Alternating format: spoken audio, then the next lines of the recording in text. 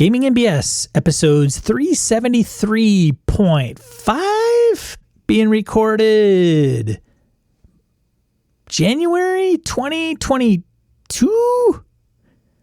Maybe not. We're going to be doing something a little bit different this week, BSers.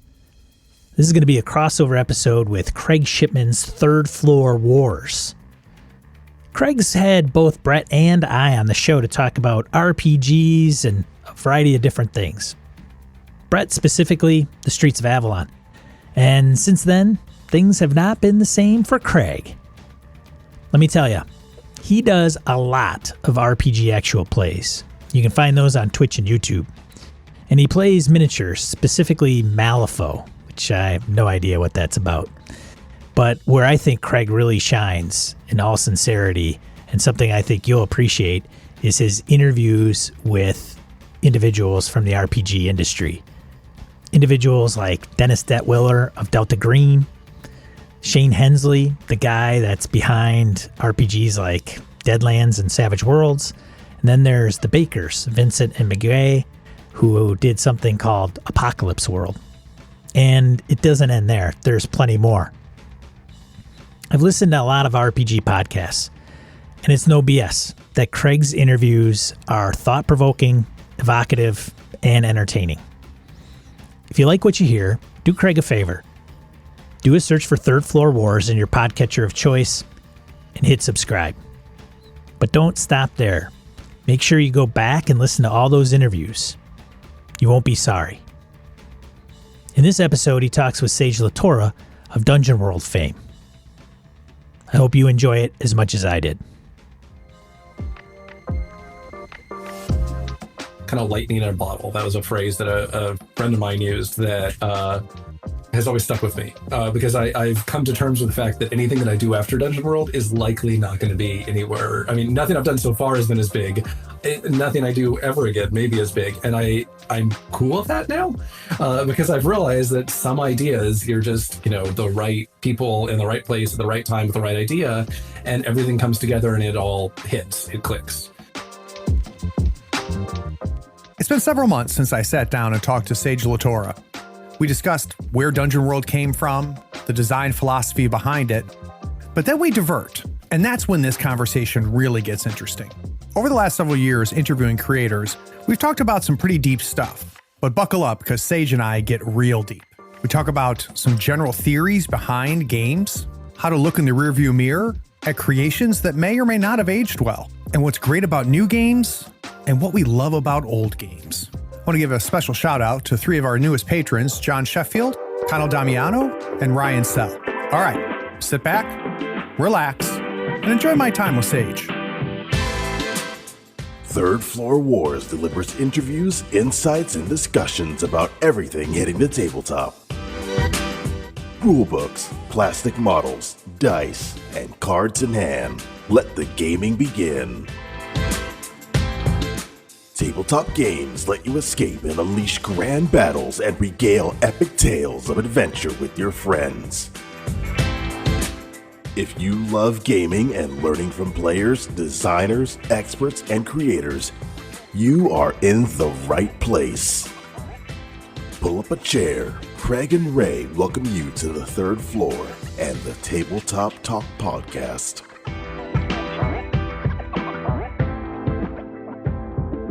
Greg here on the Third Floor. Today we're talking to Sage LaTorra. Now, Sage has been very involved within the community itself of role-playing, but he's probably best known for the very unique and interesting Dungeon World RPG. So, Sage, welcome to the Third Floor. Thanks. Thanks for having me. It's always fun to talk role-playing games. Honestly, sometimes it's hard to stop me from talking. So this will be an adventure for both of us. You came to the right place. So I'm going to say this, and if I have any previous guests listening, this is not a knock on you, but I've really been looking forward to this interview. And I look forward to a lot of interviews, but I've been extra special looking forward to this. And part of the reason is, for listeners not familiar with Sage, is not only Sage was a co-author of Dungeon World, which for those listening, if you heard my interview with Meg and Vincent Baker, you know that it's built off of Powered by the Apocalypse. And we actually talked a little bit about Dungeon World in that interview as well. But I have been following and stalking is probably a better word, stalking Sage a little bit. And it's really interesting. Sage's thoughts on role playing and the way that he looks at it, both mechanically as well as the softer sides of it as well. So Sage, before we get into all of those goodies, I want to talk about you discovering gaming. So at one point in your life, you had never seen dice, you'd never rolled dice, you never pretended to be somebody else, never moved little models across the table. When did that world first open up to you? Sure. For me, I mean, I think in retrospect, it seems kind of inevitable, given just kind of how nerdy I was and how nerdy my family was. But the definite point where I first actually sat down to play a role-playing game was with my good friend Isaac. He's actually one of the artists on Dungeon World. He was the best man at my wedding. Wow. Closest friend. We had been friends for a while. We played Magic together, stuff like that. And then he asked me if I wanted to play D&D, and I was like, well, I'm a nerd. I should love this. And the problem is he didn't know the rules really, and he had one solo Dark Sun adventure. I don't even know what adventure this was. And just kind of started you off dark. Yeah. Dark Sun is started right there. I was a wizard in a pit fight. I didn't understand the rules. I didn't know how spells work. So I was just a guy with a knife in a pit fight. We didn't get very far with that game. But that was really my first experience with D&D, or with role-playing games at all, and D&D in particular. And that was, in name at least, second edition. But really it was Isaac's memory of second edition, because I think the group he had been playing with at the time, everybody else had the core books. So he just had the adventure, and we were kind of making it up as we went. And this must have been late 90s, because third edition came out not too long after that. I bought the third edition books as they came out, because they did this weird staggered release. So I got the player's handbook, which at the time they sold it with a little insert in the back. So you had a little bit about XP and magic items and monsters. So you could, play the whole game. That was a weird release schedule, but that was what I had. And so I created a dungeon to run my siblings through. And the first room, I was literally like, oh, well, it was like a 20 by 20 room, and I was like, well, there's this many squares, let's put that many kobolds in it. They're wall-to-wall kobolds, 5-foot squares. I hadn't figured out the rules about squeezing between things yet, so it was just a whack-a-mole of kobolds. So it's kind of amazing that I stuck with role-playing games, really.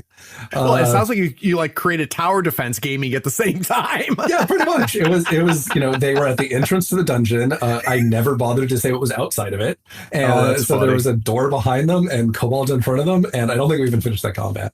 And then, for years I played third edition D20, picked up far more books for that game than I ever used. And then, a big pivot for me was through a few of my friends back home in New Mexico. I started, they were online enough to know about games like Burning Wheel. So I got to play some Burning Wheel with them, and kind of found out about a wider audience of games. And then amazingly, I moved out here to Seattle, which is where I am now.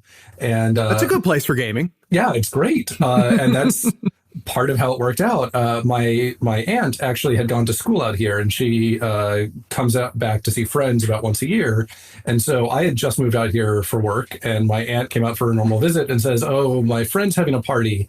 Why don't you come over? Because I think my friend's boyfriend would be somebody that you'd get along with. And so that turned out to be John Harper. And Isn't that funny? Yeah, we sat around drinking a beer and did this very kind of awkward conversation of figuring out when somebody says you're into role-playing games, are we going to sit here and talk about your fighter build for 30 minutes? And so we kind of start name dropping the I recently did a Burning Wheel game. That was pretty good. And he's like, oh, okay. I can see that we're kind of on the same page here. And so, Please don't tell me about your paladin. Please don't tell me about your paladin. Like I think both of us were expecting, because of how the introduction was through folks who didn't quite get what we were doing.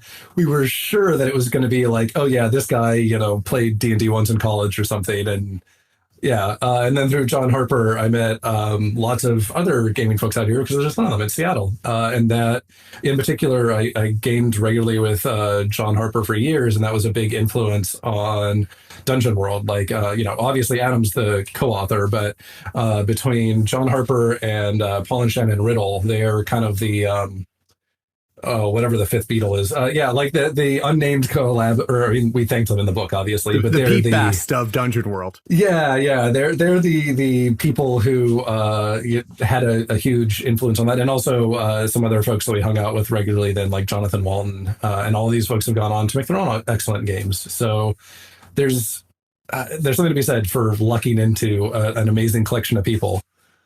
Yeah, but I think for a lot of listeners, I mean, obviously we don't run into John Harper and and stuff like that. But at the same time, a lot of us lucked into our first gaming groups, right? Where you just kind of figured it out, and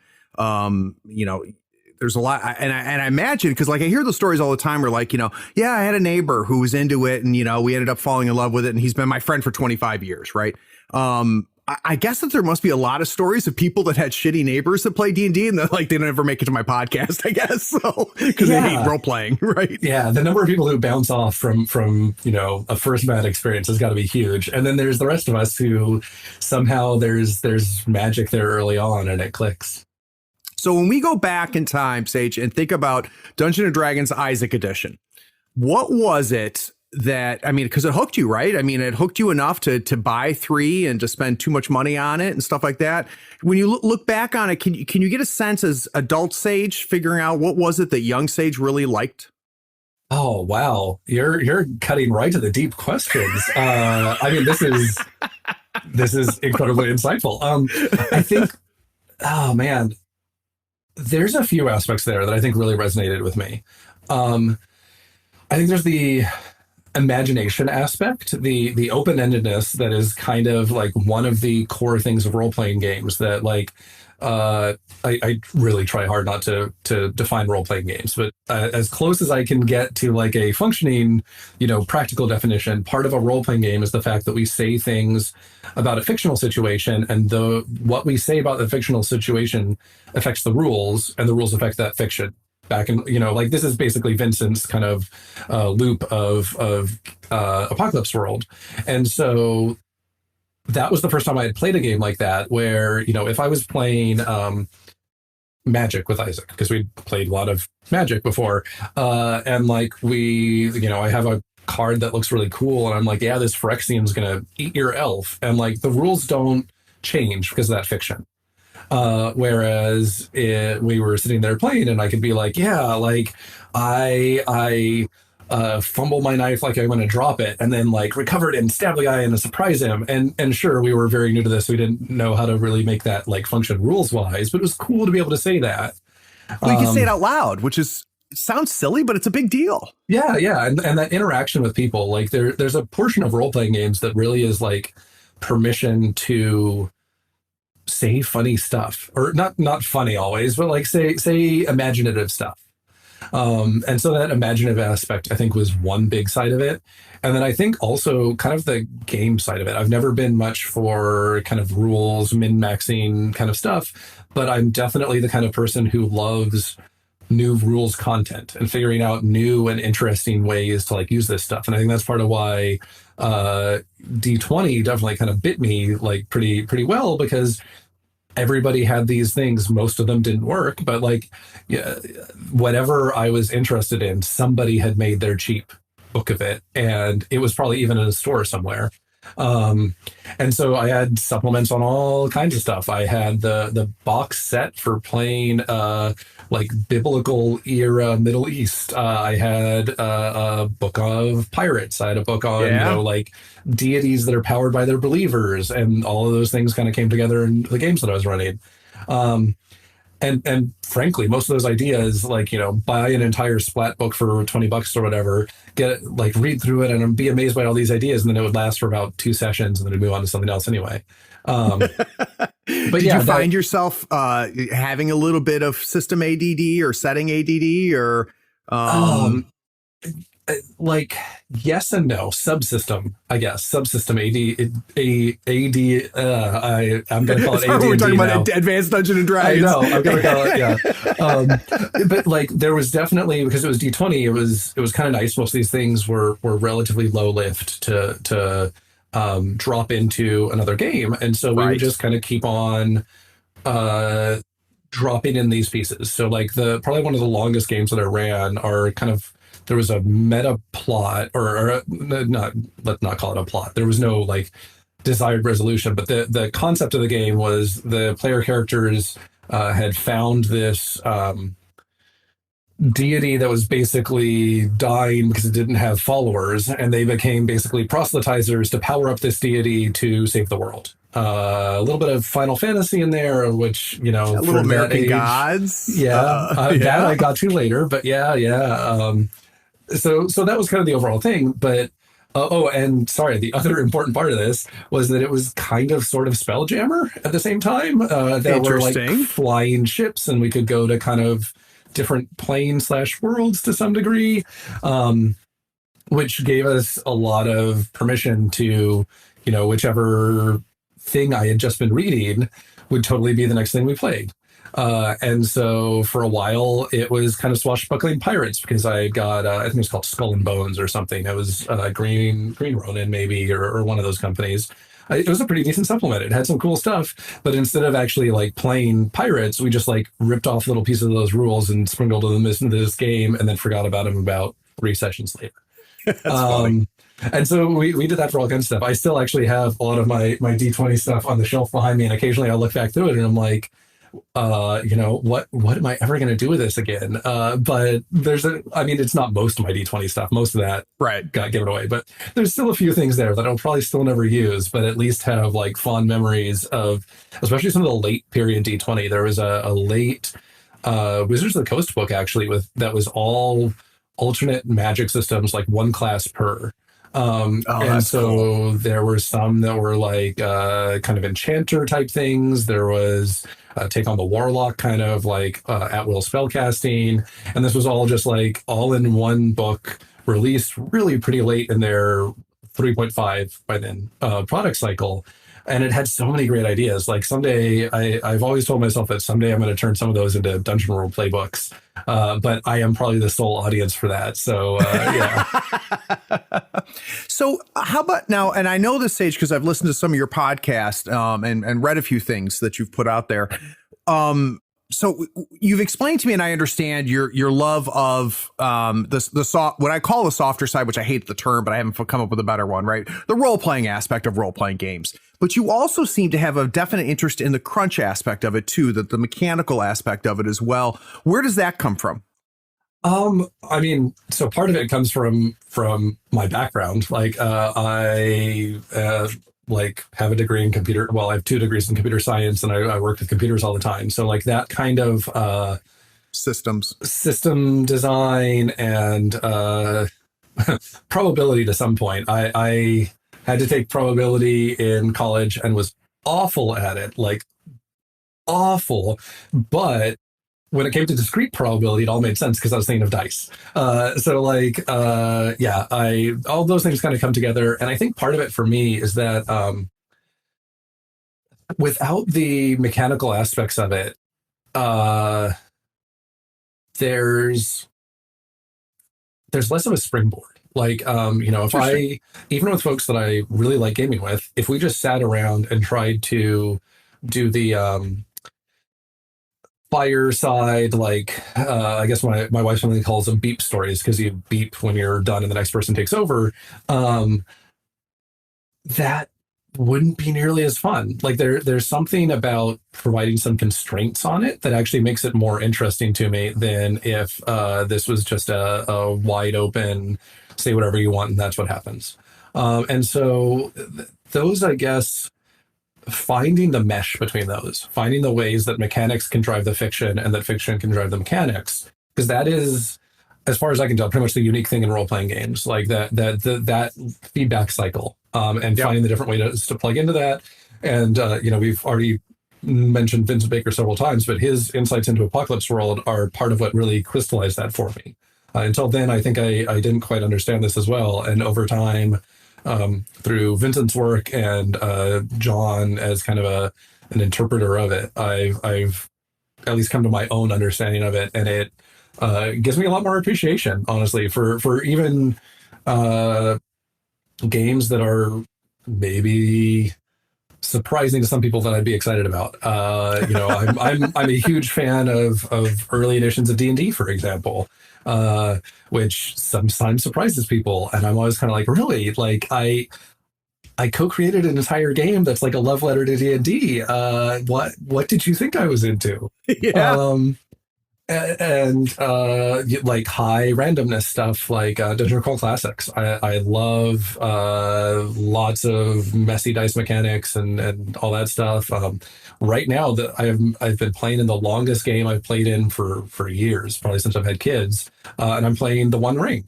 Oh, no kidding! Yeah, like it is a game that, on the one hand, has a lot of things that you would look at and be like, oh, Sage would love that, but it also has a lot of things that you'd look at and be like, Sage is going to bounce off this real hard. And indeed, I played it once and bounced. Like I ran a game for my old gaming group, John and Paul and Shannon, and it didn't work for us. We played about 3 sessions and we're just like, why, this isn't for us. And now I'm playing with some good old friends. Like this is a silver lining on being in a pandemic, so that I get more online gaming and means I get to reconnect with folks. And we play every weekend, and we're about halfway through the huge Darkening of Mirkwood campaign, and I love that system. That's so cool. Yeah, and so a slightly successful Kickstarter for geez. Free League. Oh my gosh. I mean, I contributed my part to that Kickstarter. Even though by the time they ship anything, we will probably be almost done with the Darkening of Mirkwood, I looked at it and I was like, I've had such a good time with this game. I can't not do it. Well, and I'm a shill for Free League. I love, I'm relatively new to their work, and everything I'm coming across, whether it be Forbidden Lands or Aliens or anything, I'm just like, boy, they are putting out some quality stuff. It's impressive. So out of curiosity, you kind of touched on it a little bit, Sage, but when you think of gaming, is there any non-RPG gaming that you enjoy? Is there board games that you enjoy, or anything along those lines? Is it pretty much RPGs? Oh man, that is a deep rat hole to go down. You mentioned I guess it's still technically my podcast. We haven't produced an episode in a long time, but that was called Another Question, and my co-host there is my good friend Adam, not the Adam from Dungeon World, different Adam, and we play a lot of board games together. He introduced me to the wonders of GMT Games, which is this company that produces very heavy war games. So in particular, we just played through a game of Here I Stand, which is my absolute favorite game. It is a huge, complex, asymmetric board game of the wars of religion around the Reformation. And so you have the English, the French, the Habsburgs, the papacy, the Protestants, and the Ottomans all pursuing victory. There are some things that are common between them. There's some control points on the board, and there are some things that are unique to each of them. So like the French really just want to make art and have awesome chateaus. And so they can spend one of their actions just being like, make some art. And if you're the Pope, you can work on building St. Peter's and just being very papal. And the interactions are all... This was one of the tightest games we ever had. We had several factions that were like vying for the lead until the Ottomans managed to auto win. And anyway, once you get me talking about board games, it's almost as bad as role playing games. Oh, that's funny. GMT, yeah. That's some hardcore shit right there, man. Oh yeah, yeah. That's not like Settlers Catan. Like that's some serious board gaming. Oh yeah, yeah. Their series that first got me interested there is the Coin series, which are all counterinsurgency games. That, I mean, on the one hand, on a kind of like moral personal level, some of the ideas behind the idea of counterinsurgency are problematic to me, but the games are amazing in giving me some amount of empathy, even for the sides that I would not normally pursue, because they're set up asymmetrically so that this isn't just a combat game of like, I'm a poppy farmer and you're the government and you're going to burn down my fields and I'm going to try and fire guns at you. It's actually, well, I'm a poppy farmer. All I care about is making money and being able to support my people. And all this political unrest is bad for that. And so, I don't care too much who's actually winning. I just want my money, which comes usually with stability. And then each other faction hooks into that in different ways. And so, the one that I'm alluding to here is A Distant Plain, which is Afghanistan. And so if you're the US government in that game, you are trying to stabilize things and withdraw your forces. So you want to have as few cubes on the board as you can and have things be stable. Right. That overlaps somewhat with the warlords, the poppy farmers, who also want stability so they can make money. But you're also in conflict with them in that, like, them making money is likely to upset the control that you're interested in. Anyway, these are all very heavy, interesting games that in some ways have influenced my role-playing game design. They to me, the dynamics there, the point where you point people not quite at each other, but slightly past each other, is a really interesting setup for role-playing games, even if it's not competitive. There's a thing in that you see actually in early D&D design where the different classes are in some ways thinking about different things. Like skills are basically a thief thing to start with. Like that isn't, everybody else is working through here with their own set of tools. And the thief is the only one who can do these certain special roles. And in that sense, you're kind of playing that asymmetric game to a degree. I can understand why in later editions you make it like, well, of course, everybody should have a chance to listen through a door or whatever. But it is really interesting when you have these kind of clear lanes that play into each other indirectly and give that kind of asymmetric feel to the game. If anything, my biggest complaint, I just talked about how much I love third edition, but my biggest complaint is that it's a very it's designed the way a computer scientist would design it. It's this very architected, regimented system where everything fits together in a very preset way, which is great, but it also doesn't leave much of that. Yeah, it's funny you say that because you say that out loud. I'm saying like, yeah, you can almost in 3.5, you can almost see the bracketing, right, of the code as they discreetly backslashed and finished, segment A and went to segment B. That's very interesting, and it's also kind of cool. You talk about your interest and love of early D&D, and then you talk about your love of GMT when D&D came from wargaming, right? So I mean, the marriage and the progress there is absolutely fascinating. That's cool. Mean, you've actually hit on my secret kind of third interest in between these, which is Kriegspiel. So I have no idea what that is. Yeah, that is my chance to be a good guest here, hopefully, and drop some knowledge.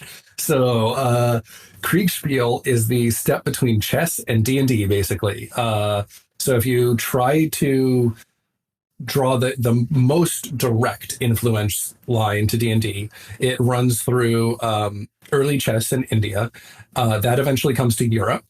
And Germany starts, not Germany at the time, but I'm going to mess up my historical knowledge here. Whatever. Some generals in Germany start realizing that part of the problem of training officers is that you don't fight that often anymore. And so you need a way to teach strategy without actually being in combat.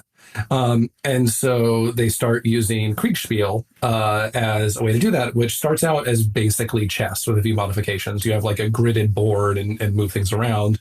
And then over time, there's kind of a counter argument there called free Kriegspiel, which becomes basically a arbitrated war game where two sides can issue any orders they want, and they will be interpreted by a GM, basically, who will then describe how things turn out and keep on running the war game with rules involved. And right. I say any rule, I'm sure these being like German officers. They're not going to do the like Kobayashi Maru kind of real stretch on that. But basically, it becomes something that very closely resembles a role-playing game, and then that plays into kind of further developments, and eventually we get to the war games that Gygax and Arneson were familiar with, and then they start pulling in, like, they were familiar with these kind of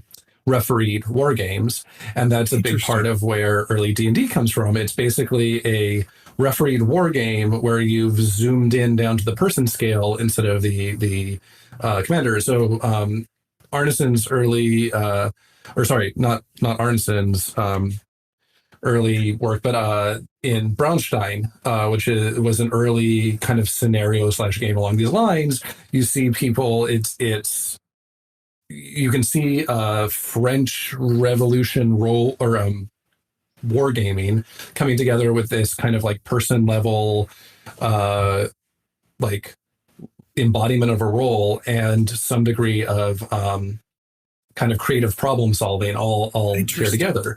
So yeah, Kriegspiel is like I've played in several attempts at doing Kriegspiel in various ways, but I think it's a little bit of a forgotten classic. I mean, not that you well, can't it look sounds at hipster as hell, dude. It's like super retro, but that sounds really interesting. Yeah.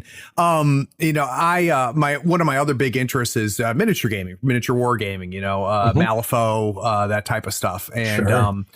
A lot of people that don't understand the history of miniature wargaming don't realize that it used to be a 3-player game, which is exactly what you're talking about, which was you, your opponent, and the arbitrator, the judge, who helped tell the story and actually was a source of resolve within the systems itself. But I've never, now I've got a whole, my Google is going to blow up as I like learn about this. This is fascinating. So my suggestion for more on this, because I was not anticipating talking about this and have not done it justice, is Playing at the World by John Peterson. It is kind of the essential text to my mind on all of the flows of design leading up to D&D.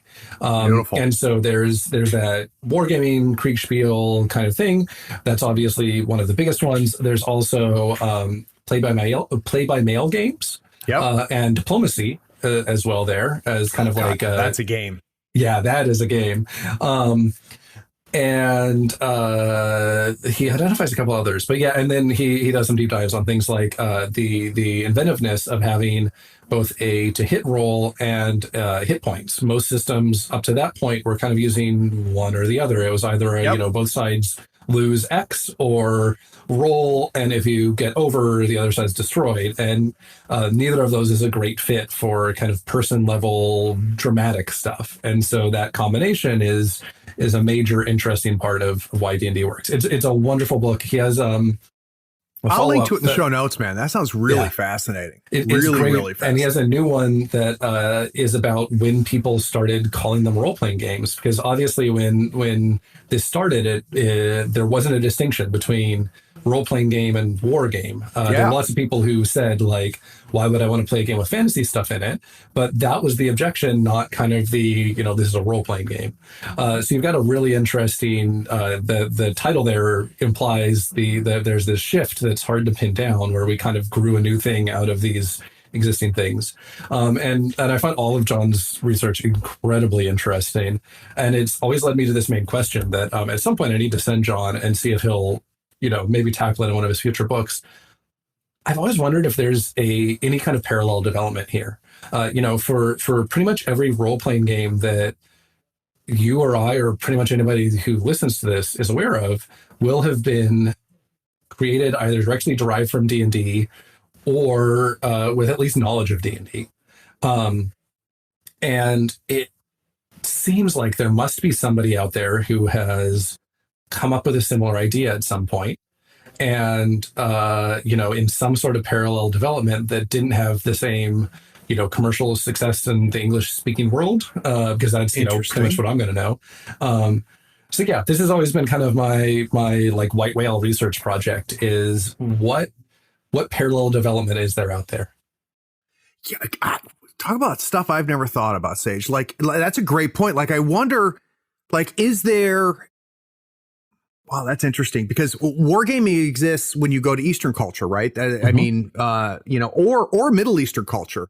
I mean, that's where chess comes from, right? Yep. And so, God, that's really fascinating. Like, are there, like, where did role playing, like, it had to have happened, right? And it just never, never formed up and never came together and launched an entire industry.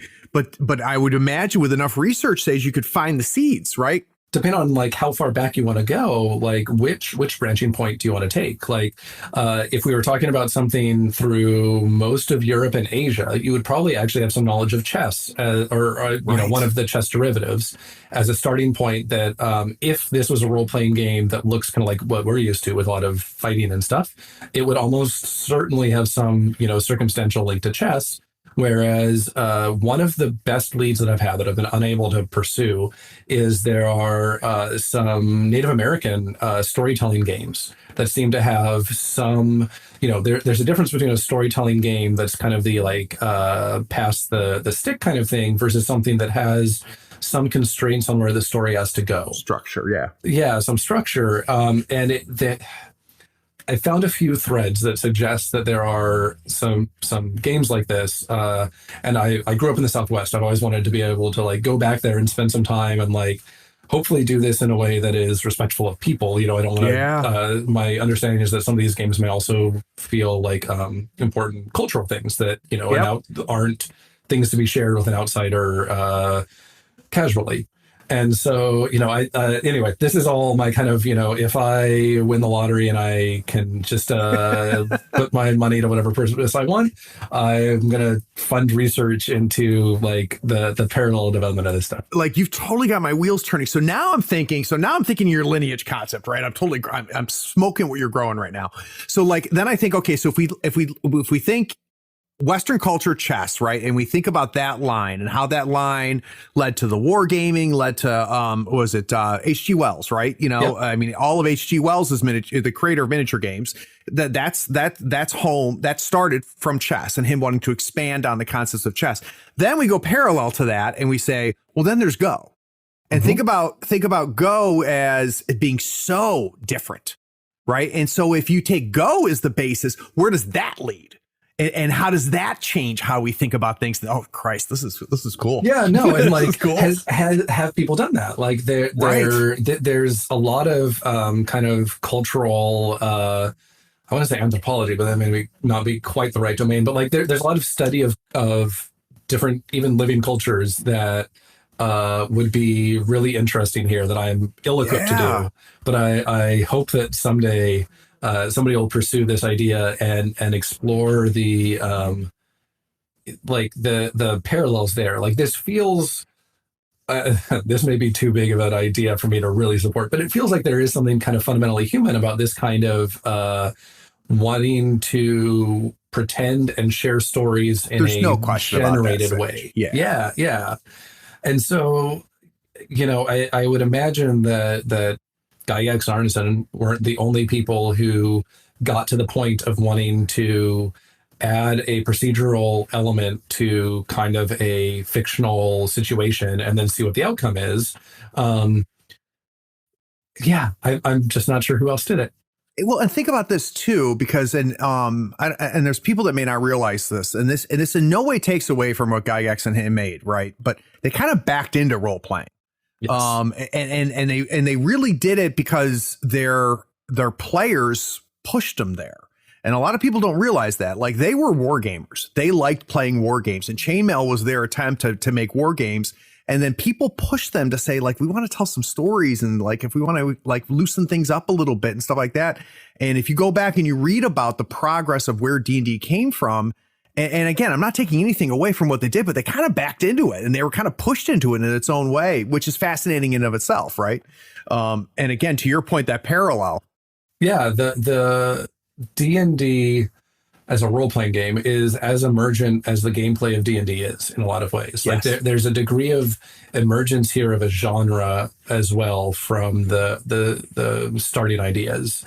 And oh man, this is going to sound bad because it compares me and Adam and Gygax Artisan, which is not my actual intention in terms of like quality of contribution or size of contribution, but the thing that we found with Dungeon World is definitely there are some ideas that end up being kind of lightning in a bottle. That was a phrase that a friend of mine used that has always stuck with me because I've come to terms with the fact that anything that I do after Dungeon World is likely not going to be anywhere. I mean, nothing I've done so far has been as big. Nothing I do ever again may be as big. And I'm cool with that now because I've realized that some ideas, you're just, the right people in the right place at the right time with the right idea, and everything comes together and it all hits, it clicks. And to some degree, that is Dungeons and Dragons. Like it doesn't take away anything from the quality of the work or the significance of the work, but there's, that same idea landing with a different group of people at a different time. Like Gygax, for example, is very connected with all these gaming scenes, basically, sending letters into magazines and publishing his opinions there and everything. And that without that connection, that game probably would have stayed in Arnesen's basement. Yeah. Well, and it connects to Dungeon World too, which we're going to get into it. I don't want to spoil that, but without the work that Meg and Vincent were doing and the fact that you and Adam had a connection to the early stages of the work that they were doing, we wouldn't have Dungeon World in the way it is, right? We could attribute a lot of that to just you backing into that too, right? And being lucky that you were there when you were there and connected the way you were connected, and that doesn't take away from the work that you guys did. And sometimes people struggle with admitting that they were lucky or in the right place at the right time because it can often feel threatening. Like, well, that doesn't, I worked hard. Like what you guys made with Dungeon World took a lot of heart and soul, but both can exist at the same time. You can say, you know what, we were lucky, we were in the right place at the right time, and we worked our asses off and we created some good shit. And both of those things can be true at the same time. Yeah, and that's exactly, I kind of led here with the story about meeting John Harper. Like, if it weren't the fact that my aunt happened to be friends with his girlfriend at the time, I would have moved out here. I probably would have never encountered those folks. Through meeting John Harper, I heard about the small local convention that he kind of helped organize, Go Play Northwest. And it was at Go Play Northwest that I met Adam Koebel. And we started collaborating on Dungeon World because, this is kind of the not so secret history of Dungeon World. It started out as Apocalypse D&D, a game by Tony Dowler. And so at that Go Play Northwest, Tony ran Apocalypse D&D for me. And at the time, it was like 10 pages of single-sided Word document printed out and a AD&D player's handbook. And some of his maps, because he's an artist. He did art for Dungeon World. And I thought it was so great. I was like, do you have another print off of this so that I can run it later? And so I ended up running it for Adam Koebel and some of his friends who were down from Vancouver. And afterwards, I basically asked Tony, like, can I think I started out with like, just can I make some playbooks for this, some character sheets? Because at the time, you just kind of wrote, there were some rules and you kind of made it up as you went. And as I was making the character sheets, I decided it needed to stand alone a little bit more. I couldn't, be referencing, get out your AD&D player's handbook. And then eventually figured out that, putting the name Apocalypse D&D on it was a problem. Problematic. So, we kept on developing from there. And I think I tweeted out some early pictures and Adam was like, this looks really cool. Do you want feedback on it? And I was like, yeah. Something. And then we started collaborating more and more. And like at the time, both of us had jobs that were not eating up a lot of our daytime hours. And so we would spend a lot of time emailing back and forth on debating Dungeon World design ideas, basically. And fascinating. We do that for a lot of our day. And then, eventually we got to the point where we're like, hey, we should kickstart this. And, we thought our audience was, we were both active on a forum called Story Games. And we thought our audience was mostly people from that forum. We were expecting, if we were lucky, a few hundred people. And so we set what we thought was a little bit of an aggressive funding goal. And we launched the campaign one morning before I drove to work. So like I basically hit launch campaign and then walked out the door and drove to work. And I had about a I don't know, 20, 30-minute commute. By the time I got to work, it was fully funded. And something? yeah, we immediately were like, oh my gosh, it turns out a lot more people have heard of our game than we thought. And now we got to make this stupid game. Yeah. Like we were in a situation where we had most everything nailed down, but there were, it was interesting. There was a few small, things that felt small, but were actually very big to the overall feel of the game that we decided relatively late. So like one of those that stuck in my mind is how to deal with damage from multiple monsters, because we're not D&D. We don't have kind of like turn order where each monster is going to take a specific number of attacks. No initiative. Yeah. There's no initiative. So you have to have some idea of, you're fighting 3 wolves, 3 like werewolves, whatever. And how is that different than fighting 1 werewolf? Is it you're facing a modifier to your rolls? When you take damage, how much more damage are you taking? And we kind of went back and forth on different ways to do this, and that ends up implying a lot of tone to the game, because we ended up with something that scales damage pretty loosely for a large number of creatures, which tended to make Dungeon World feel much more kind of heroic or super heroic, because you can wade into a bunch of goblins and each one's not adding that much damage. You're probably good, especially if you've picked up a little bit of damage reduction in some way, or decent set of armor. And so that was actually a relatively late decision in the game. We had a lot of the overall like class architecture and stuff locked in. We had most of the abilities. We had played a lot, and we just kept on going back and forth on this little thing that we felt like was this little remaining design problem, but in a lot of ways was saying what kind of game this is. How does it feel? So, now when I do design, I'm much more aware of how some of these small decisions are actually some of your biggest decisions in a lot of ways.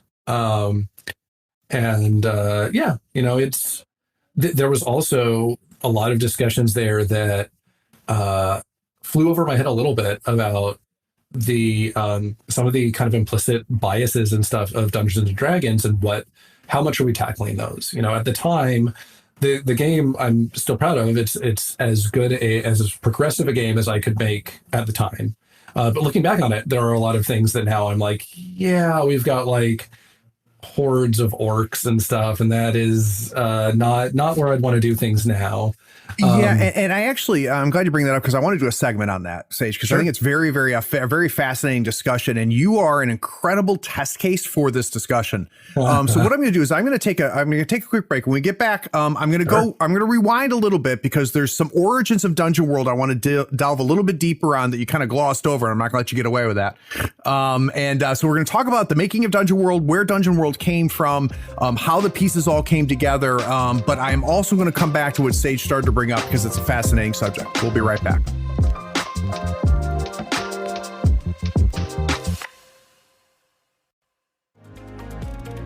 Hi, I'm Keith Suderman, and I'm a patron of Third Floor Wars. You'll never mistake me for a competitive player, but I really enjoy the analysis and the advice I get from Tabletop Talk.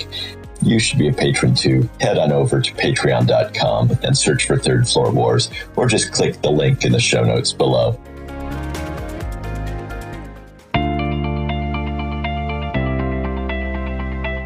Right Now is the part of many podcasts where someone comes on, interrupts the show, and explains that you should consider paying for the content you're already getting for free. They'll go on and explain that by giving $1 or more a month, you not only support the show, but you allow the show to grow and improve. Here on the Third Floor, we commit to not interrupting your episode of Tabletop Talk with such a plea. We pledge not to run a spot asking you to go to patreon.com and give $1 or more a month. Even if there's a link in this show's description, and there is, we won't ask you to click it and become a patron. We won't spend time yammering about the benefits like early access to episodes, getting those episodes without ad breaks, or even getting a chance to play in one of Craig's RPG sessions. Anyway, enjoy this episode. We needed to clarify that we wouldn't do this type of solicitation.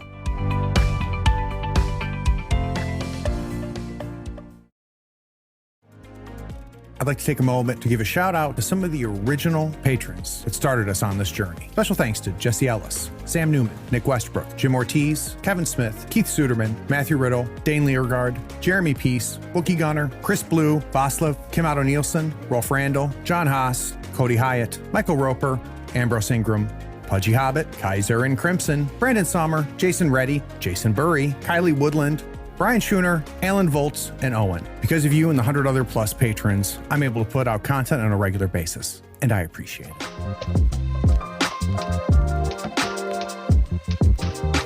So we spoiled it a little bit, Sage, kind of where Dungeon World came from, but I want to go backwards just a little bit. So was your first exposure to Apocalypse World mechanics that one word page document, or had you smelled it before? No, I was lucky enough to have some of the very earliest print editions of Dungeon World, Apocalypse World. I had some of the earliest print editions of Dungeon World too, but that one's less surprising. That's good. I'm glad you did. Yeah, the earliest print editions of Apocalypse World, thanks to mostly John Harper.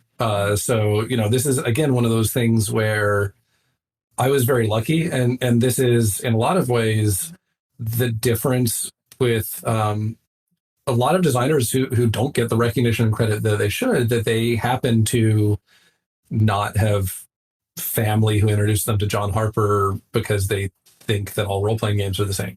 I really lucked into something there, and then, John knows Vincent, and so got, I think I still have it back there on my shelf. There's a very early release of Apocalypse World where the covers are made out of something that the print shop just had laying around. So each one is a little different, and then a real simple tape binding basically, and each I forget what they call them, each set of pages is kind of clearly a separate set of pages. Yep. And so that early Ashcan edition was John Harper went to some convention down in Portland, I believe, and came back with one of these for each of us and was like, here's Vincent's new thing. So you get a bootleg copy of Apocalypse World. And I guess my first question is, did you actually play it? Yeah, we played, though, mostly shorter games. The funny thing is, across all this time, I've played a lot of Apocalypse World, but mostly very short games, even, 1 or 2 session kind of games. Do you have a sense why that is? I think part of it is that the system definitely shines early. Yeah. I don't think it actually diminishes later on, but it's a game that delivers so soon that you don't necessarily have to play a lot of it. That's true. I mentioned earlier playing the One Ring, and that was definitely several sessions in before it really felt like the game was running on all cylinders, kind of. Yeah. Whereas, most Apocalypse World games that I've played, 5-10 minutes in, everything's rolling. There's something about the leading questions and the playbooks and the setups that come out of them that just gets you moving so quickly, and tend to push things towards pretty dramatic situations early on. Yep.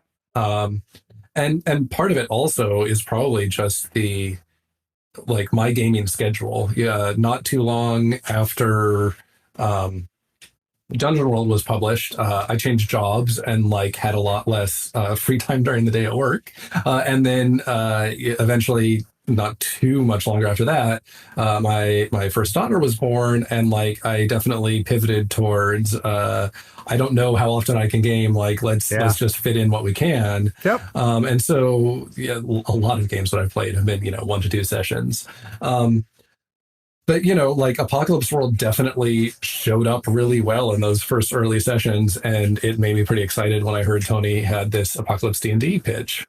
So I'd be curious, Sage, coming from the role-playing games before that, I'd be very interested if you can remember. It might be hard to, because it's been such an integral part of your creative process. But do you remember your first impressions? Because it was radical. Absolutely radical what Vincent and Meg put out there. What do you remember what it was like the first time you saw it? Oh, man. The funny thing is, the thing that stands out to me the most are the misconceptions that I had even relatively far into Dungeon World development. Interesting. So, for example, I really didn't get moves from the GM's perspective, GM moves. I kind of, got the overall idea. But then when it came to monsters, at first every monster had like a player facing move. Like that was part of our like monster template. Was every monster had something about like when you stare into the eyes of a Medusa, roll +1, and like a lot of them were just thin, weak moves. But it was because you had to make one. Because you had to make one, and it was kind of how I felt like monsters had to have things that made them special, and so now I think I have a better. I kind of thought that was the way for the GM to effectively describe something in the fiction was to give it a new move, and that is a good way for a GM to describe that. Yeah.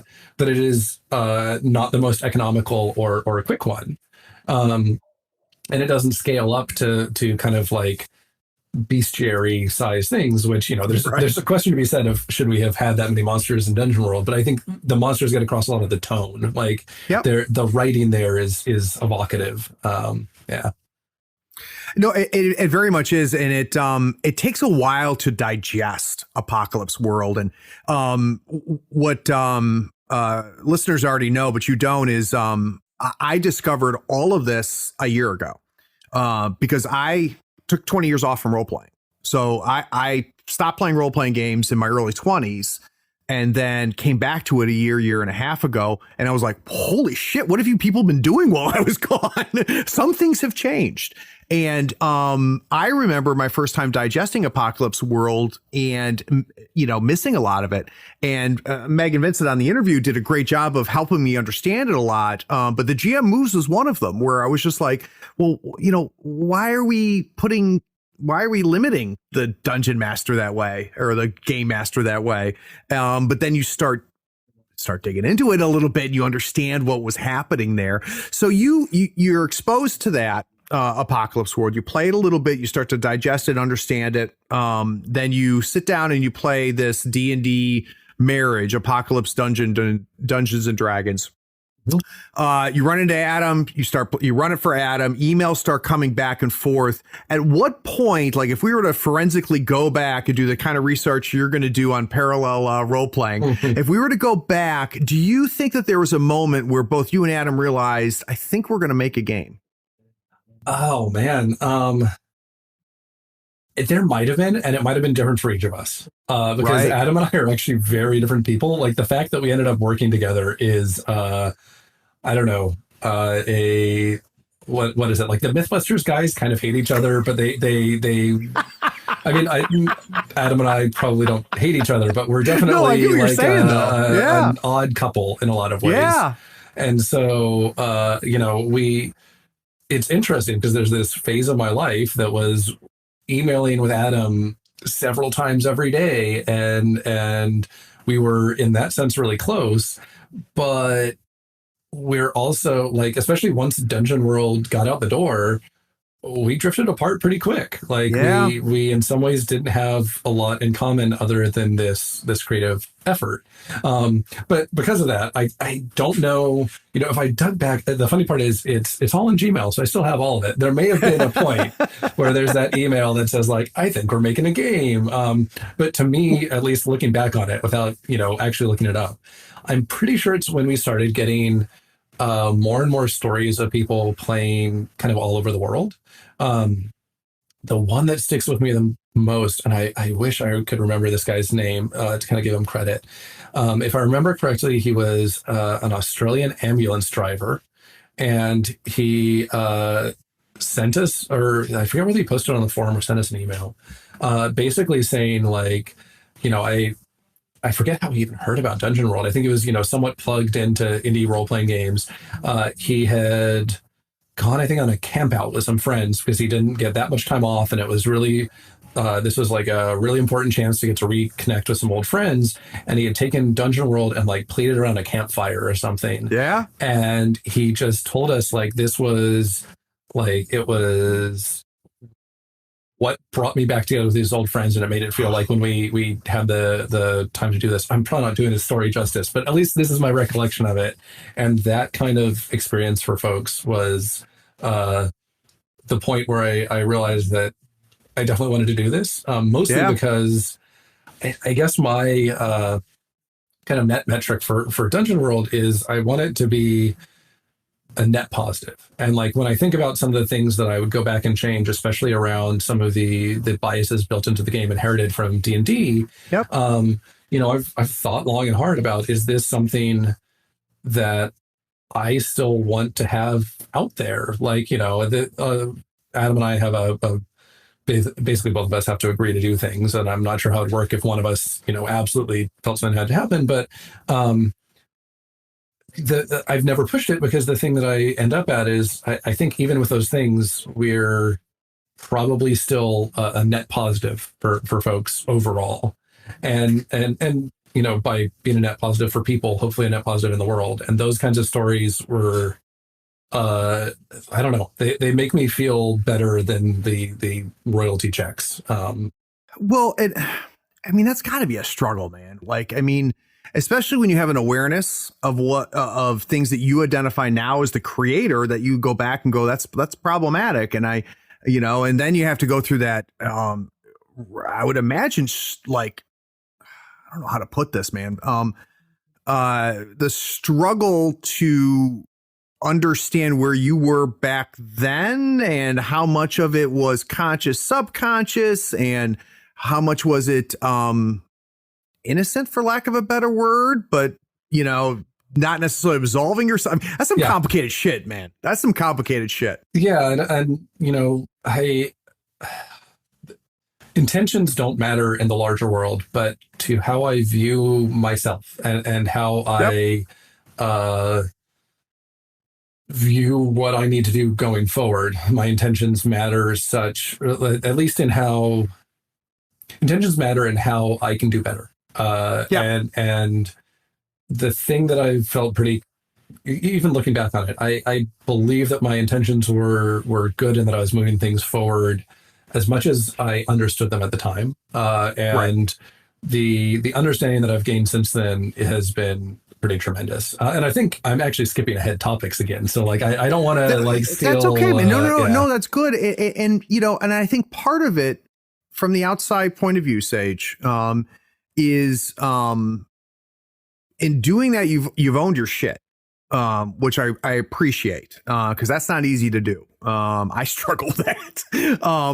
And Dungeon World was made at a different time, and it was made by a different person than I'm interviewing right now. But that, and for you to identify and understand that there are problems, I own those problems, and I own the, you know, I have learned from that, and I have more to learn, right? So you don't out there proclaiming I've figured it all the fuck out. Like, all of that matters, right? Mm-hmm. And one thing you can't do is go back 10 years and rewrite Dungeon World. So, but you know, at the same time, Dungeon World changed role-playing games, you know, and brought a lot of people, and still brings a lot of people a lot of joy. So yeah, that's a lot to deal with, man. Yeah. This is, you know, especially in the past year or so, it's been on my mind a lot, and it's it's a lot to unpack. And like that, the in some ways the most interesting part of the Dungeon World journey has been what to do with a success. Like the development process, I don't know, there's plenty of like interesting anecdotes along the way, and, you know, times that I floated ideas that were absolutely awful and rightfully got, you know, what are you thinking? And then there were long threads about things that ended up not actually mattering, and whatever, like lots of that.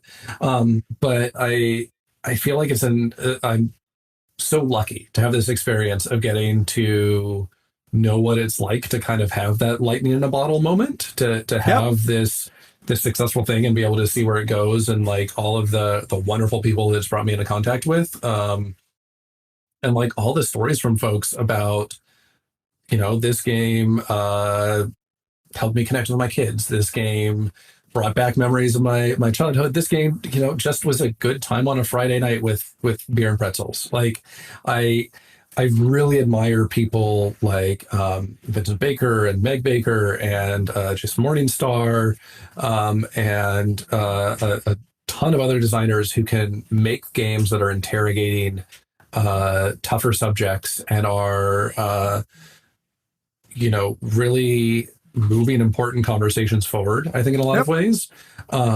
I'm not as skilled at that. And like, I've kind of had to come to the realization that good like you understand that though. That's huge. My niche, both in the games that I most gravitate towards playing and the games that I'm best at making, is definitely a bit more on the beer and pretzel side of things. And that doesn't like absolve me from any of the design or setting things there. Like, it just means that my goal is going to be, for the most part, like kind of light entertainment that is, as I don't know, I often think of it as palatable as possible, because like what I think of there is, if you take something like I mentioned playing The One Ring, Tolkien is kind of like deeply problematic in the othering of basically everybody evil. He's not kind of, Sage. Yeah. He is, right? Yeah. He is. Let's be honest. And as is H.P. Lovecraft, right? And Lovecraft is like a whole other But at the same time, that doesn't mean that what they created doesn't have value. And it can't be taken. There's people that listen to my Dennis Detwiller interview who made Delta Green. He talks about, taking H.P. Lovecraft and saying, you know what, you racist piece of shit. I'm going to make something else using your stuff. And that's what a lot of people do with Tolkien too. Yeah. Well, and like Tolkien, it's interesting. Like Tolkien as provides a backdrop for especially in the movie adaptations, like a fantasy adventure. Like that, there's a ton of problematic stuff that goes into that, and then out of it you get. I just rewatched Lord of the Rings recently, and like it still holds up in so many ways. It's fun to watch, even when I look at the depiction of the orcs in particular, and I'm like, oh, I don't want to like this, but like it's super entertaining. And then like you look at something like Star Wars, specifically A New Hope, just to like narrow it down, because Star Wars can mean a lot of things, and it's still, there are certainly problematic things like blowing up the Death Star. Is that a justifiable act? But at least the bad guys there are people who are identified by what they are doing and what they are wearing, as opposed to like the shape of their bodies. And the rank and file, we have some, how culpable are you? Most of the Empire forces that are seen getting blown up are in the process of doing something actively harmful, which again, kind of like there's to me, that becomes a easier thing to enjoy, and that like I can kind of look at it and be like, this certainly isn't a role model for how to live your life, but it at least is providing some justification for these things that's a little easier to support. Correct. And I think there's a couple things there, Sage. One, I mean, there's the Kevin Smith, there were some Union guys on the Death Star that died, right? Which we laugh at, but he's in typical Kevin Smith way. He's doing two things at once. And it ties to what we've talked about a little bit. All of this can exist at the same time, right? Yeah. So we can go back to Tolkien and we can praise him and say, hey, congratulations, you invented an entire form of fiction. Like that's kind of a big freaking deal, right? And you gave people a place to go and a place to create and a place to build off of. I mean, I just got done talking, calling Tolkien a racist. I think I called H.P. Lovecraft was worse, but Tolkien had problems, right? And we can say he was a product of his time, which doesn't excuse anything. It explains some things. And I think that one of the battles I'm having, Sage, I guess I shouldn't talk about this as general. Let's talk about me for a second. It's my fucking podcast. Like I'm struggling with the fact that it's not black and white, and several things can be true at the same time. H.P. Lovecraft is problematic, and he changed how stories are told, and both of those things can be true. We can look at H.P. Lovecraft and go, he was an amazing artist who created worlds and concepts that change everything, and he was kind of a racist piece of shit. And all of that can be true. And that's that's hard to convey on Twitter. That's hard to, and it's real easy to be draconian about it. And it's a lot harder to try to find space for all of that. Is that making any sense? Yeah, it is. And I think it's interesting to even go a step beyond that. Like, it's interesting to me to try to figure out how much of, or in what ways is how much implies there's like a quantity of racism that I can measure or something. Right. But like, in what ways? I've got four racism. Yeah. I mean, the scale there. Oh man, we really got to define the scale. Yeah.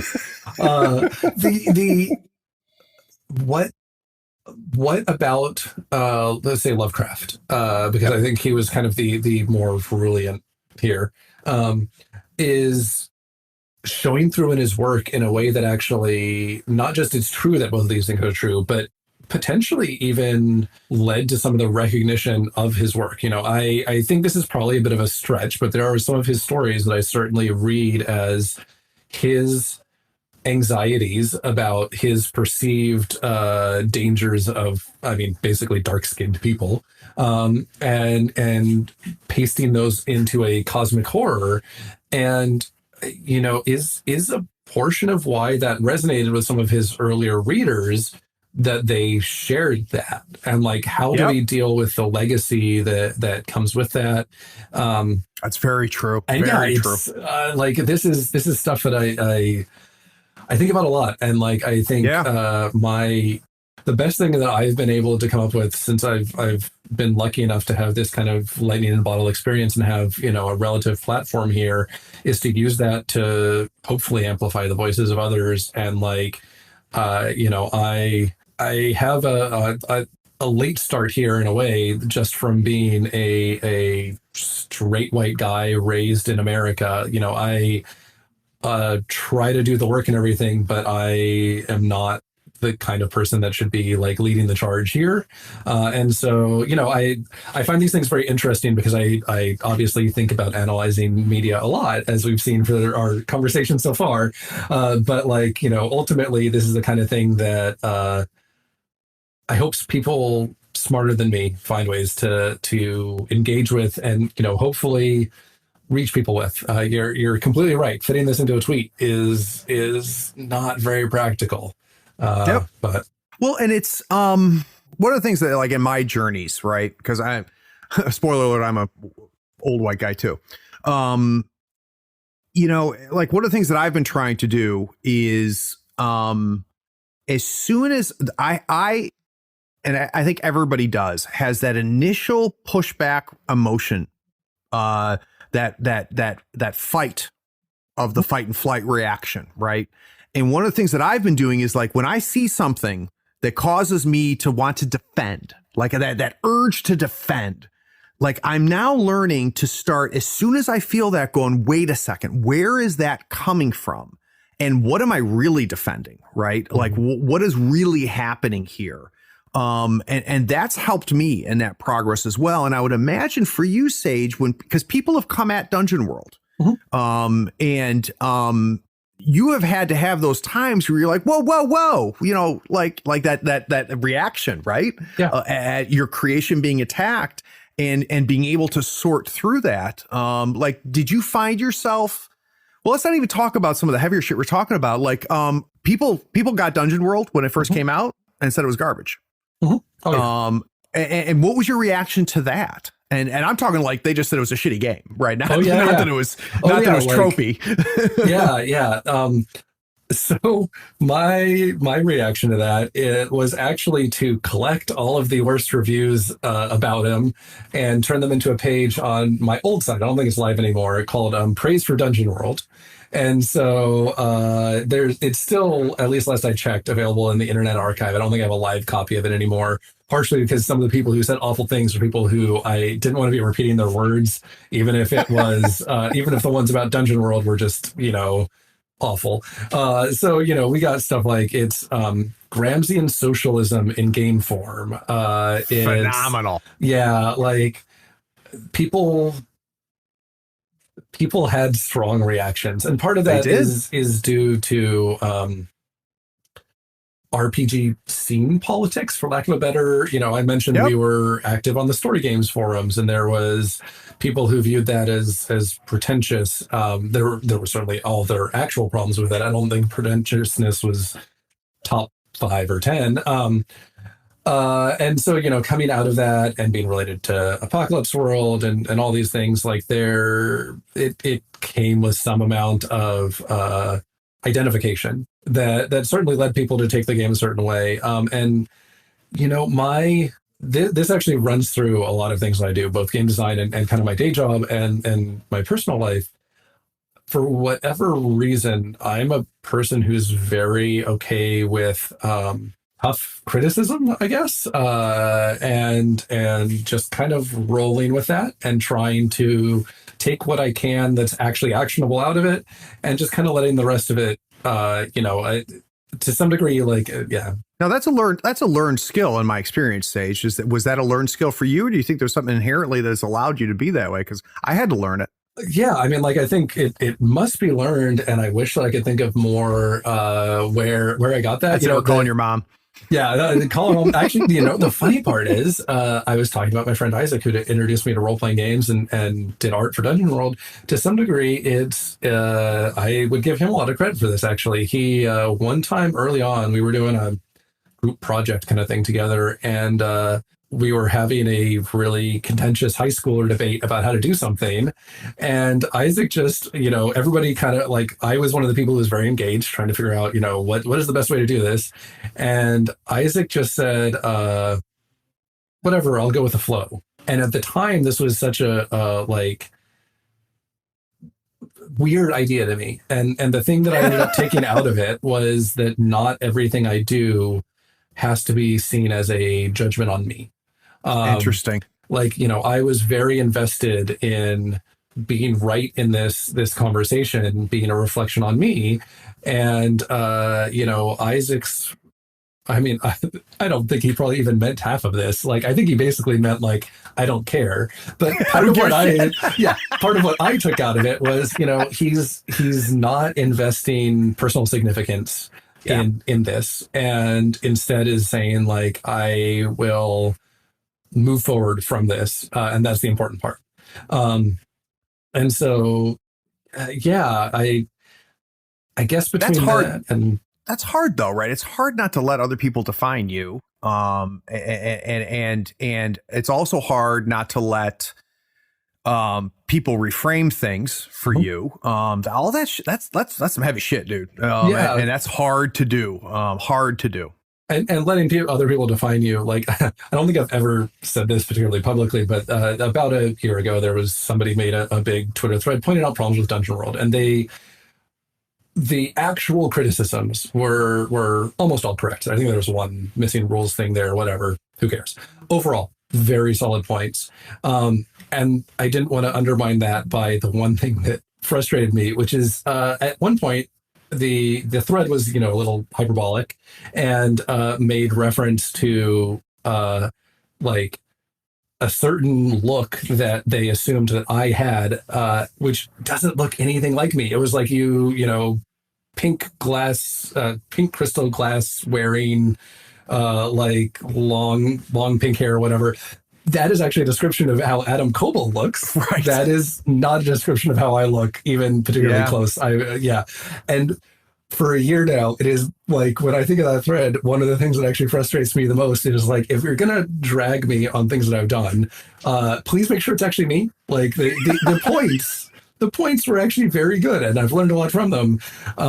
But it still bothers me that if this thread got a lot of attention for good reason, and it describes me in a way that just doesn't line up at all. Well, and stuff like that plagues you too, but and I know exactly which thread you're talking about, because before we started recording, I praised you on your handling of that thread, because I'd like to think I would have been as good as you about handling that. You would have. I would have strived to, because I thought you handled it very, very well. But it, it's funny as you say it, because my favorite thing is to go to iTunes and read my bad reviews on this podcast.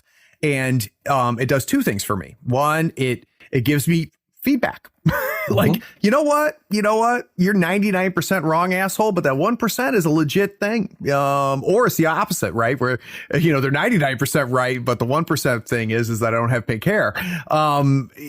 You glean that and you hear that. But also, how do I put this? I love that I'm producing something. Love is a strong word. It's interesting to me to produce something that somebody hates enough to take the time to write a review on iTunes. Yeah.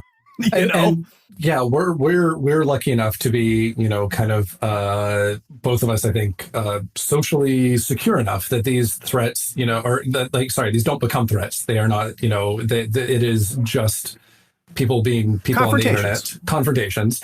And so we're lucky to approach it from that side. But I agree. And to some degree, I guess that's part of how I see, this is, I guess, a bit of a stretch, but how I see I can use my privilege. I'm in a spot where I can take people being completely ridiculous about this stuff and not have to worry that these people will, take more serious action against me for the most part. And so that kind of, having that perspective is really is a privilege. And I agree. For a while on, I guess I still have it. I just don't look at it much more. I had a Google alert on Dungeon World, and the things that I'd most often click on are either if it's some relatively big article from a big place, or if it's somebody completely trashing the game. And part of that is even just kind of morbid curiosity. How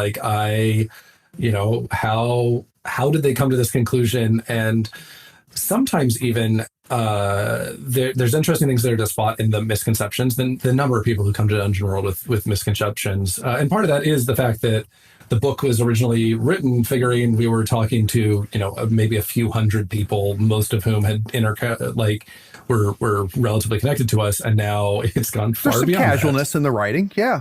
Yeah, and so there are things there that are not as clear as they could be. Absolutely. But it's interesting to see people sometimes using that lack of clarity to bring their own preconceived notions to the game, especially when those notions are colored by some knowledge of Adam or I, or kind of our background or the other games we're connected to. And so, a lot of those early kind of praise for Dungeon World pull quotes that I grabbed were from people who were in some ways reacting more to the other people that we were connected to. I mean, scene, I guess, is how I would tend to phrase it, but that's, community, whatever grouping you want to apply. Circle or whatever. Yeah. Was standing out to people, a lot of the people who are really panning the game more so than any specific thing about the rules.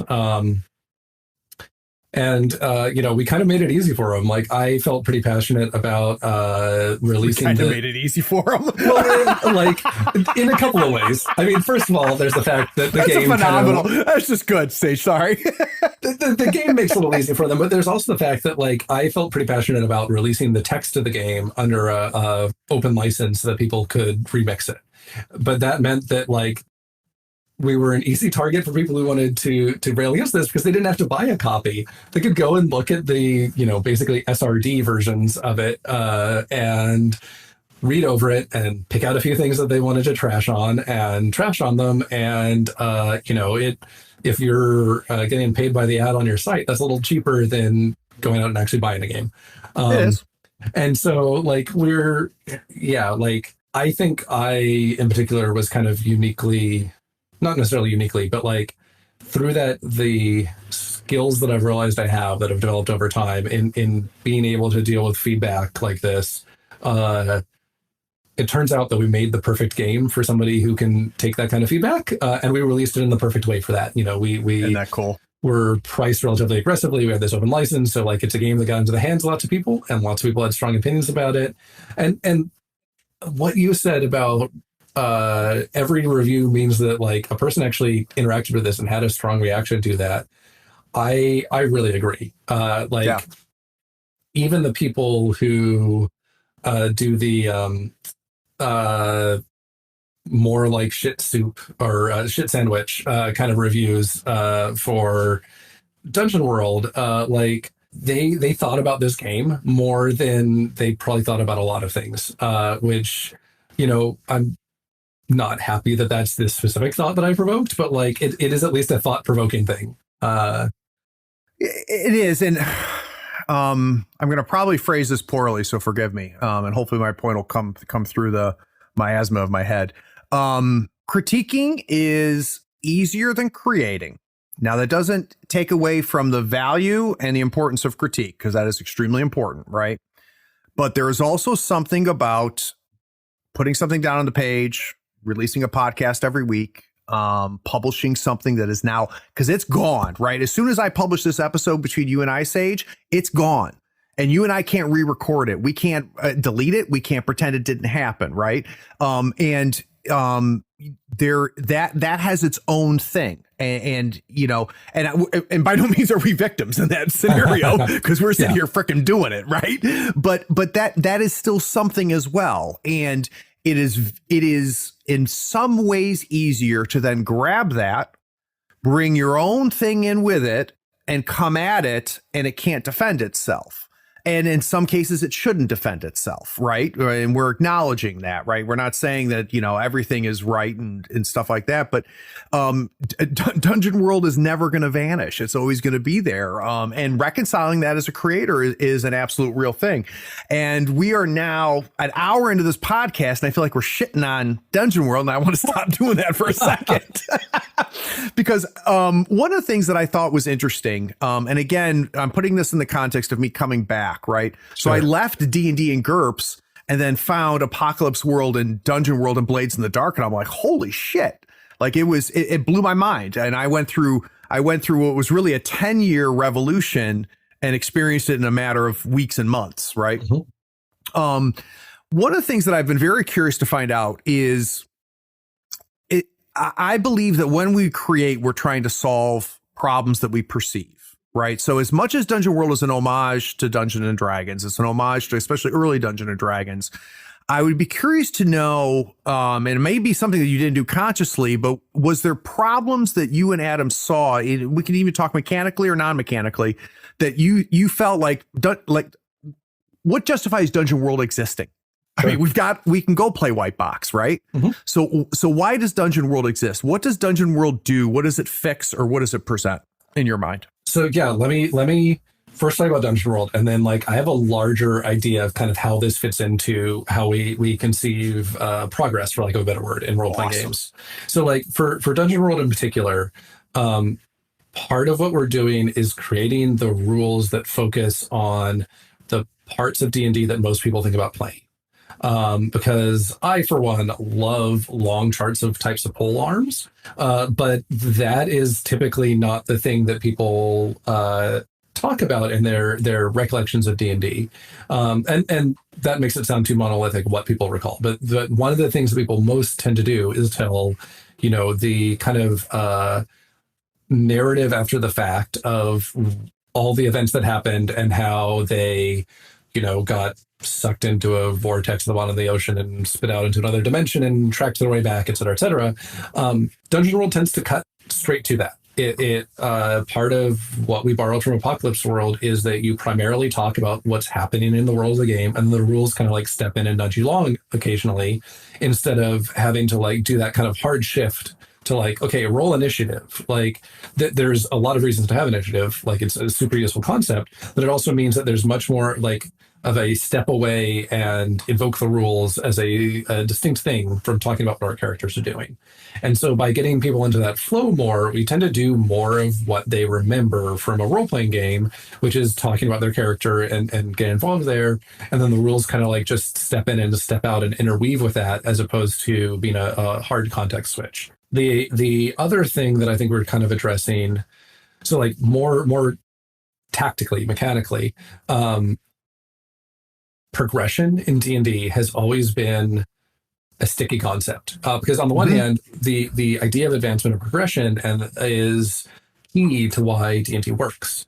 On the other hand, the ways in which D&D has typically scaled have often been slightly either finicky or funky, or the linear warrior progression versus exponential wizard progression kind of It thing. has scaling problems. It has scaling problems, and even in the editions or derived games that have slightly better scaling, it often doesn't feel.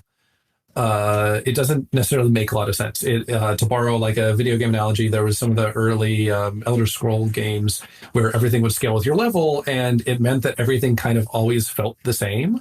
Yeah. And D&D has a little bit of that in that, like, even if we make it feel different to scale up, how do you fit that into a world such that you can have 20 times your starting hit points, and yet you're still walking around next to somebody who has 1 hit point or whatever. And so they're kind of looking at how to scale it in this, and not that we were the first ones to take on this problem, but like when people, this again goes back to kind of our overall like aim or thesis being more or less how you remember playing D&D, is people remember advancement. They remember getting better over time. Like, you can't get rid of that entirely, but they also typically, most editions kind of had a sweet spot of certain levels worked pretty well, and then some of them didn't. And we wanted to keep you in that sweet spot as much as possible, and kind of make some tough decisions about, like, this just isn't a game that scales quite as far. We still want there to be that scaling because that's important to the feeling of advancement, but we're not going to go all the way, the 20 level span or whatever. And was that a conscious decision, or is that something that you think was more organic? That one, I mean, it probably started somewhat organically, but it was ultimately a very conscious one. And something that I think, if anything, we overshot a little bit. So we completely got rid of increases to HP. The amount of HP that you start with, you could change your constitution score and then technically get a little more HP. Right, but like, you don't go from 10 to 30, right? You don't go to 10 to 30, and like it doesn't call out. There isn't like a specific level up ability that's like you have more HP now. You kind of have to realize, if I raise my constitution, then I get more HP. If I were to go back, I think I would change that slightly, but still make it a conscious choice. Like, part of the challenge to scaling in D&D is that in most editions, it's a very default thing. Every level, your numbers go up. Or at least the numbers that your class cares about, and some of them don't go up, or they go up more slowly if they're the ones your class doesn't care about. Right. We went like in Dungeon World, we actually still made a little bit of almost a mistake, for lack of a better word, in that your stats do kind of still do that. Like, every so often you get it to do a stat bump, and that kind of has that same problem that, like, you can't scale indefinitely because all those numbers are going to eventually get to a problematic place. Yep. On the other hand, we made things like your, gaining new abilities a choice and a conscious choice. And importantly, HP doesn't auto scale, which makes a big difference in how you can approach like what a meaningful opponent is. How much damage is meaningful. In most editions of D&D, by the time you are a few levels in, a dagger is no longer a scary thing. You can literally have somebody just walk up and shiv you, and it who cares? Whatever. That's yeah. And we wanted to stay a little away from that. We didn't quite nail it. Like, I have ideas for how I'd further fine tune this. So, like, in particular, bring down the absolute number of HP so that, that dagger is always dangerous, but then allow for increases in HP through specific abilities, but you still have to choose those. It's not a default, like, every level kind of thing. So those, I think, are some of the biggest D&D things. There were also some, like, I really didn't want to do drow. Like, drow were this is kind of the, as it was as progressive a game as I could be at the time, and that was one thing that I was pretty clear on. Like, that one just was not a starter for me. So we did a lighter treatment of some similar things. We definitely wanted to find ways to be progressive around sex and gender, while also knowing that our game is not one that is particularly going to involve that. So, how do you... Interesting. How do you make a game that is more embracing of a variety of types of people when, Apocalypse World actually puts this front and center and, like, gives you options there that make you really think about the range of identities that people can have. And Dungeon World, we're a fantasy adventure game. That's not necessarily going to come up. And so we kind of had to think about we don't want to have a like male/female box circle one like that. That is definitely not where we're at. But on the other hand, we're also not a game that's going to give you a whole lot of interaction with that side of your character. And so we ended up, rightly or wrongly, just not having that be a thing on your character sheet. Nothing says, who anything about your physical form other than kind of your species, which even that I'd probably go back and treat differently, and your so nothing like about any kind of gender or nothing about any kind of sexuality, any of that stuff, because that just isn't where our game's operating. And like, I hope that that's a thing that makes it more inviting to people, because if that is something that is a thing that you immediately envision on your character, you can bring it forward. And if that's something that you don't think of, you don't engage with it. Yeah. Well, and you also allow it to change, right? Yes. By not defining it, it can change over time, which I think is significant as well. Yeah. And that is actually something, if I were to go back and redo Dungeon World these days, and I have ideas written down on this, and it's a complicated, it's a complicated thing to approach for a number of reasons now. But I would probably do D&D for awful reasons, calls it race, but basically species in the same way, and call it like form. And like, instead of having specific abilities tied to them, have a list of common fantasy things to try and bring people forward from the, I'm an elf wizard kind of thing. You can still circle elf there. You can still on your wizard playbook. But all it does is say what your physical form is, and whatever, this is a world of magic. You can recircle another one later on. And there's probably a blank spot there too, because, I personally didn't really like Dragonborn in 4th edition. It's probably not what I'm going to play, but whatever. You write it in there. You have a good time. And so, I think that when I say kind of as progressive as I could be at the time, that's the kind of stuff that I was thinking of. We were trying to actively It's where you were. Be better than some of the prior art on this, but we certainly weren't where I'd want to be now. And let's see, other kind of like, I guess actually this is a good transition into my overall kind of theory of like old, why old D&D can still matter, and why we still make new role-playing games on top of that, even ones that look kind of like D&D. And the best analogy I've been able to come up with is cars. Like you may want to buy a classic car because you find it really cool. Like there are distinct, handling and styling and aesthetic things, and even some history attached to some emotion. I'm not much of a car person, so I can't name a specific car, but some cool old car. On the other hand, if you just want something that's going to get you around, you're probably better just walking off the lot with a Honda Civic or something that'll have a Bluetooth radio and air conditioning or whatever. And I think that's, to me, part of the like Dungeon World is the Honda Civic of D&D, I guess, is the full quote there. It's an economical, easy to get into, but it'll do. I owned a Honda Civic while I was making Dungeon World. It was great. I loved that car. In that sense, it like there's a space both for the old thing that probably takes a bit more work to enjoy, and probably if somebody just says, I need a new car, you're not going to be like, let me get you a classic Mustang. You're going to be like, oh yeah, let's go to the Kia dealership or whatever. And so that's kind of my analogy of role-playing games. I'm stealing it. I'm stealing it because like you're saying that out loud. Like, so I just recently discovered Forbidden Lands, which is Free Leagues, right? And it's the closest to OCR that I've gotten. I'm a little resistant to it because I've played those. I don't need to play them again. But what is interesting to me about Forbidden Lands is it feels like I bought my Honda Civic that I had in high school, but it has Bluetooth connectivity. Mm-hmm. And so that's why I'm totally stealing that analogy, because like there's like the hex crawl, man. Like we used to do hex crawls, and it sucked. It wasn't that much fun.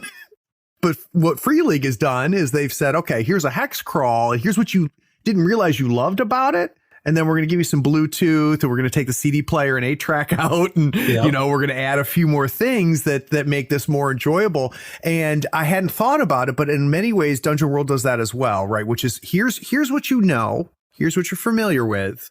but we're going to update a few things, and we're going to get rid of some things that you didn't realize you didn't enjoy because 5 years later after you played Dungeons and Dragons, you don't remember the THAC0 sucked, right?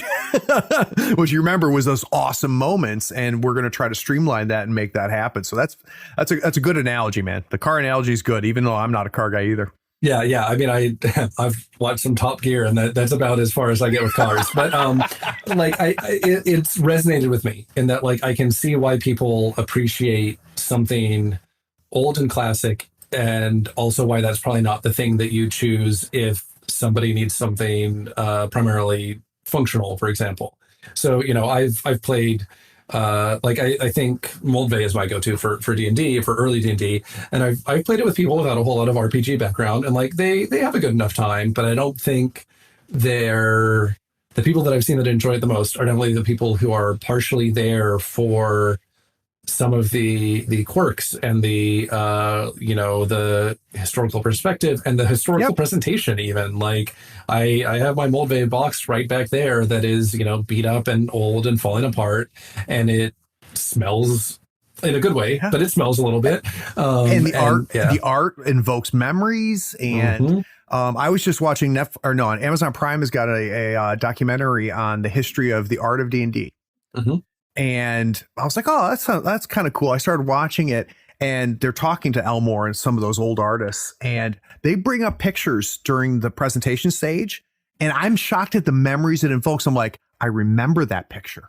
Yeah. Like I remember building adventures I never ran around that picture. I ran them in my head, and like, these are images I haven't seen in 30 years. And they come up on the screen. I'm like, holy shit. Like, and it's that emotional thing. And here's the car analogy. It's the same thing as buying an old Mustang for some people. Right. And they go like, I remember that car. I had the Trans Am. And I'm going to buy it again, because when I was 17 and had the Trans Am, I didn't have the money to turn it into something new. And now I do, because I'm 50 years old, you know, and it's all of that is part of it. And it, I love that idea that you're hinting at and being explicit about at the same time, Sage, of saying, White Box wasn't perfect, but there's things we remember about playing White Box that are important and significant. And we can take those and distill it down and figure out what it really was, and try to get rid of what was in the way. Well, and I'm going to challenge you just a tiny bit on that, because I think there's an interesting thing there. There's perfect can mean a lot of things, I guess, is what I'm getting to. Like, in some ways there's a perfection to something that existed at a time, and we get to go back and view it as a thing that was made then, and it is a perfect embodiment. It's a perfect artifact in some ways.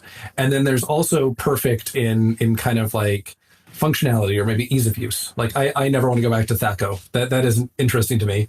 And so like there's we can combine both of those things. We can, you know, I feel like RPGs as a kind of field have advanced. There are interesting new ideas on how to structure, run, present role-playing games that have come about, and we can absolutely use those, but they don't undermine how good old things were. They just open up kind of new ways of being good, and some of those ways of being good are perhaps more measurable in the, you know, how quickly can you learn this game kind of stuff. You know, that is relatively quantifiable with, you know, variation between people and stuff.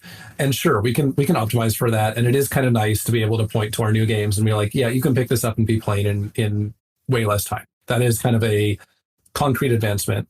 But that doesn't mean that the old ones, older games that maybe took longer to set up or didn't pay off in the first few sessions, for example, are less good or less perfect now. It just means that we have a different set of tools.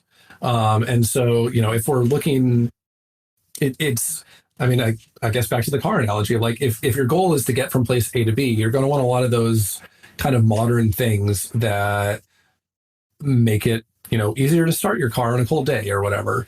But if you are looking, that doesn't mean that some kind of old classic isn't like a perfect artifact, a perfect thing in existence. Anyway, this is I get what you're putting down, and I don't mean to nitpick on the word perfect. I just think it's really interesting to like explore that. Well, and it's kind of ties into a lot of what we've been talking about, Sage, which is it's real easy to look back and criticize, right? And forget what was first and how that matters, right? So slow down a second. I backhanded Gygax a little bit by saying he backed into role playing, right? So that's a little bit of a kind of a twisted, backhanded statement by my thing. The reality is he created something, right? And out of whole cloth. So yeah, we can say that, you know, it started here and it's been expanded and built on and improved. And you know what, 5th edition is probably better than what Gygax made. But God damn it, he was first. It didn't exist before them, right? And that matters, and that's significant. And those points of advancement should be allowed to be great in their own way. Am I off key here? No, I think you're right. And like I think the point that I would add to that is better for what? Like if I'm gonna my kids are getting close to the age where I'm going to start getting to play role-playing games with them. They've already been kind of asking, and like if D&D isn't where I'd start, but if I were to sit down and play D&D with them, yes, I'd probably start with 5th edition. Like it's straightforward and easy to get into. It has a lot of good, easy things to leverage. Has a ton of support. Has, you know, easy to get, good-looking books. That's a plus as well. But is that, and that is better for that use for sure. But is it better for say running a underground dungeon exploration of like weird strange creatures and skin of your teeth kind of like Clubby adventures, for lack of a better, like, you know, part of what I like about Moldvay is that like a lot of the adventures look kind of like they're not very good at what they do. Like, you know, there's and better again can also, you know, I am the kind of person who occasionally I am playing a game and I hit some weird counterintuitive mechanic and I actually love it just because it's a surprise and it's different and it's weird. One of the games that I'm playing right now is actually an online game of a computer game called Solium Infernum, which is made by a guy who now designs board games because he decided he wasn't very good at programming, and it kind of shows. You all play Dukes of Hell, and you're trying to get the most prestige by the time a new leader is chosen or whatever. And you do this by taking places of power and buying relics and backstabbing each other, et cetera, et cetera. Like the mechanics are all great, but it's old and clunky, and there are a ton of mechanics that are weird. And if you were just looking for the easiest game to play that kind of overall scenario with a bunch of friends of like, I want to play against a bunch of friends for control and winning through a, not quite 4X, but, you know, a acquire and build kind of game. There are certainly better on-ramps for that will get you playing on that, have much better graphics, be written by somebody who was not using like a scripting language on a toy UI. But this game and all the weird, funky parts of it are kind of why I love it. And to some degree, Moldvay is the same way. Like it has weird, counterintuitive things that feel funky and strange and put me a little out of the most straightforward way of doing things. And so in that sense, you know, for certain kinds of games, that is better. And D&D always has this problem that like they revise the game and they always kind of need to market it as better. You know, they want you to buy the new version. And so they always have to show off the improvements. And my personal feeling is that even across pretty much all the editions, with maybe 3rd and 5th being the only ones that overlap a whole lot, I would mostly choose each edition for a different kind of game. And in my perfect I run D&D kind of world, D&D would actually be multiple product lines serving these different, publish new adventures for BCMI. There's so many ways to be better. There is, and it's funny you say that because, like, think about this. People can shit on 4th edition all day long, right? There's an industry built on shitting on 4th edition. If someone comes up to you and says, I love Elder Scrolls, I love playing Skyrim, you know what the best edition of D&D to introduce them to is 4th edition. I mean, I played a wonderful game of 4th edition once I started to realize that you basically set it up like Mass Effect. You had a few kind of semi-branching story interactions where people can make a few choices, and then you had a few big set and you had some easy to drop in interchangeable combats, and then you had a few big set pieces that you really steered people towards. Yep. And that's not typically how I like to play. I'm not much of a steer me towards the next thing. But those big set pieces were pretty good. And actually the board games derived from 4E were actually pretty fantastic. The 4E system made a really good adventure board game. I just wish they had even more leveling up than they did. But there's so many ways for role-playing games to be good, and even for D&D to be good, that I this in some ways goes back to that classic car kind of thing. Depending on your use, you can want anything for we haven't even talked about a pickup truck, for example. If I'm saying I've got a lot of stuff I need to move, that brand new Honda Civic isn't going to be as good as, some F-150 or whatever. I totally agree with you that there are meaningful improvements between whatever old edition you want to pick and 5th. It's just interesting to also see where these old things can still be the best. Well, and we're now far enough along too, and I think this is significant as well. Role-playing games are young. Even if you go back to when they began, they're still young. And that means now that we are 30, 40, 50 years into this, that there is value in going back and mining that and understanding that. So guys, we're going to take a quick break. When we get back from this break, I want to talk a little bit about what's exciting Sage these days about the role-playing industry and what his thoughts are. So we'll be right back.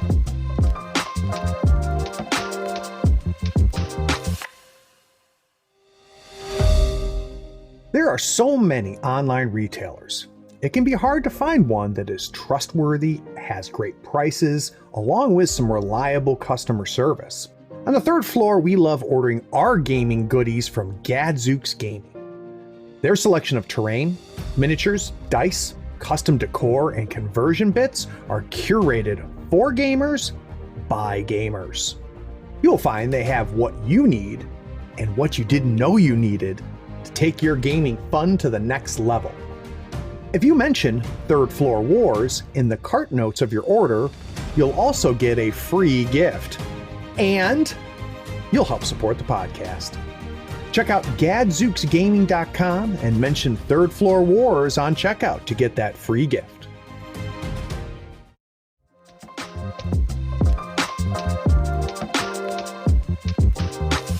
So, if you haven't already figured it out, Sage has, and this is part of the reason I was so excited about having him on the show. I'm trying to think of the right term. Not an intellectual view on everything, but a cerebral view, I think is a better way to put it, right? And I think if we went back 12 years, knowing what happened, we could say, something's about to happen, right? The Bakers are doing something and they're communicating a lot with a lot of different people in their own little circle there. And Harper was part of that circle, and something's brewing and it's going to change role-playing games. And then, a year or two later, Apocalypse World comes out and, suddenly it explodes and things like that. I'd be interested to know, Sage, today, is there things that you're seeing brewing right now that really pique your interest, that may turn into nothing, but stuff that you go, this is interesting and it could be something? I'd be interested in what you're smelling right now. Sure. So let's see. There's a few things that stand out to me there. One of those is the RPGC kind of scene or collection of folks, which is RPG and then SEA, which I always immediately read as Seattle, but is actually Southeast Asia. There is a extremely interesting set of designers working from various parts of Southeast Asia and doing work that kind of spans various parts of the RPG community. So like there's Lorn Song of the Bachelor, which is an adventure by, I'm going to butcher his name, Zedek.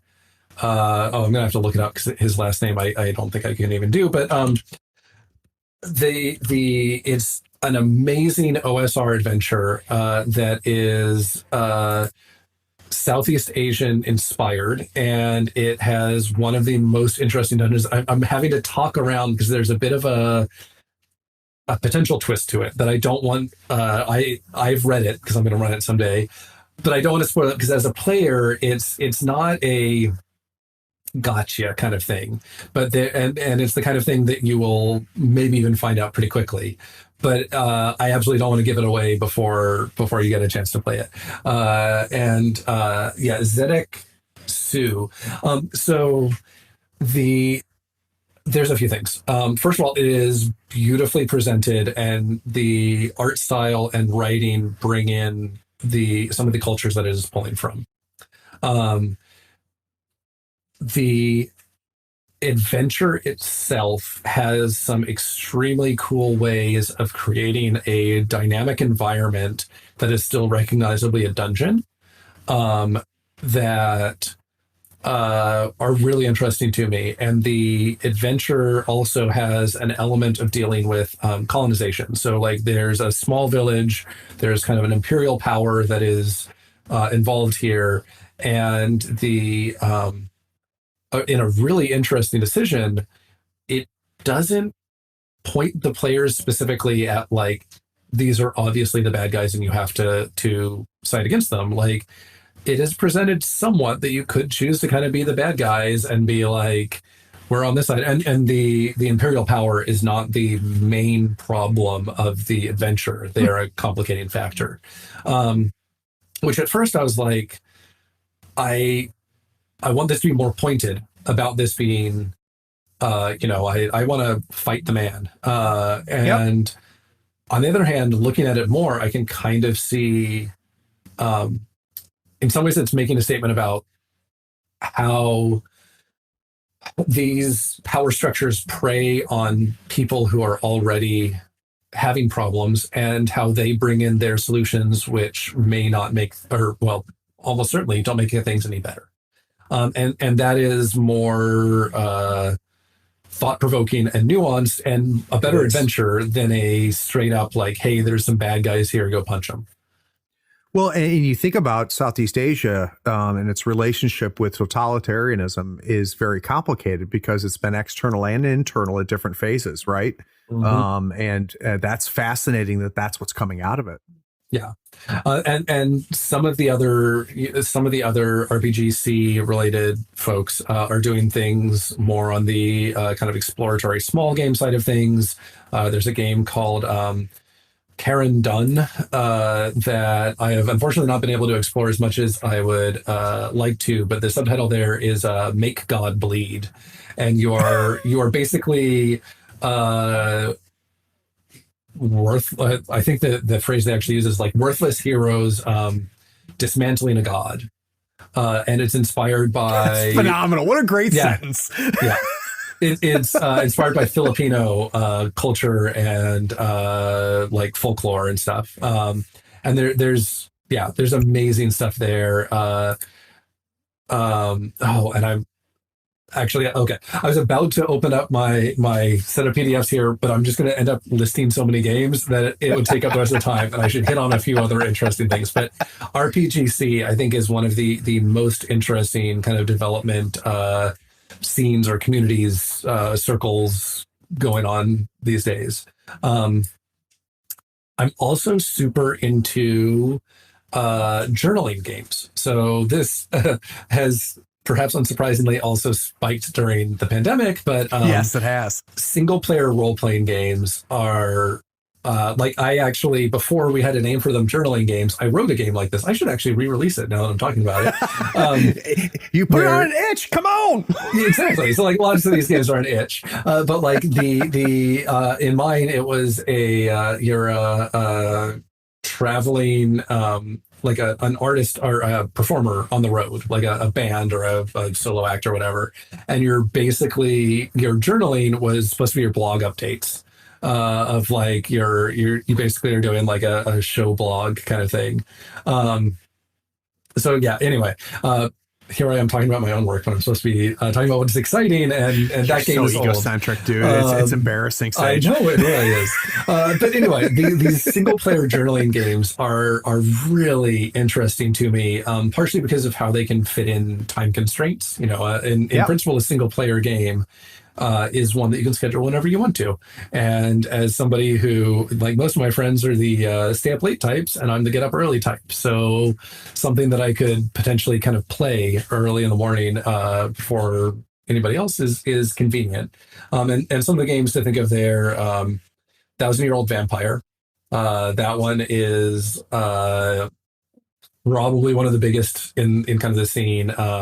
That's one I've actually heard of. Yeah. Yeah. Sigils in the Dark is one that I want to play.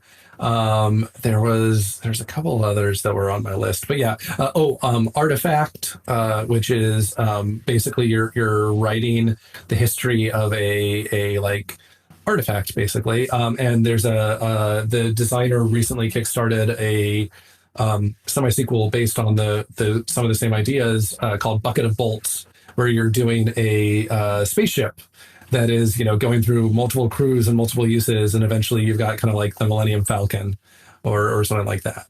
So yeah, those journaling games are very high on my list.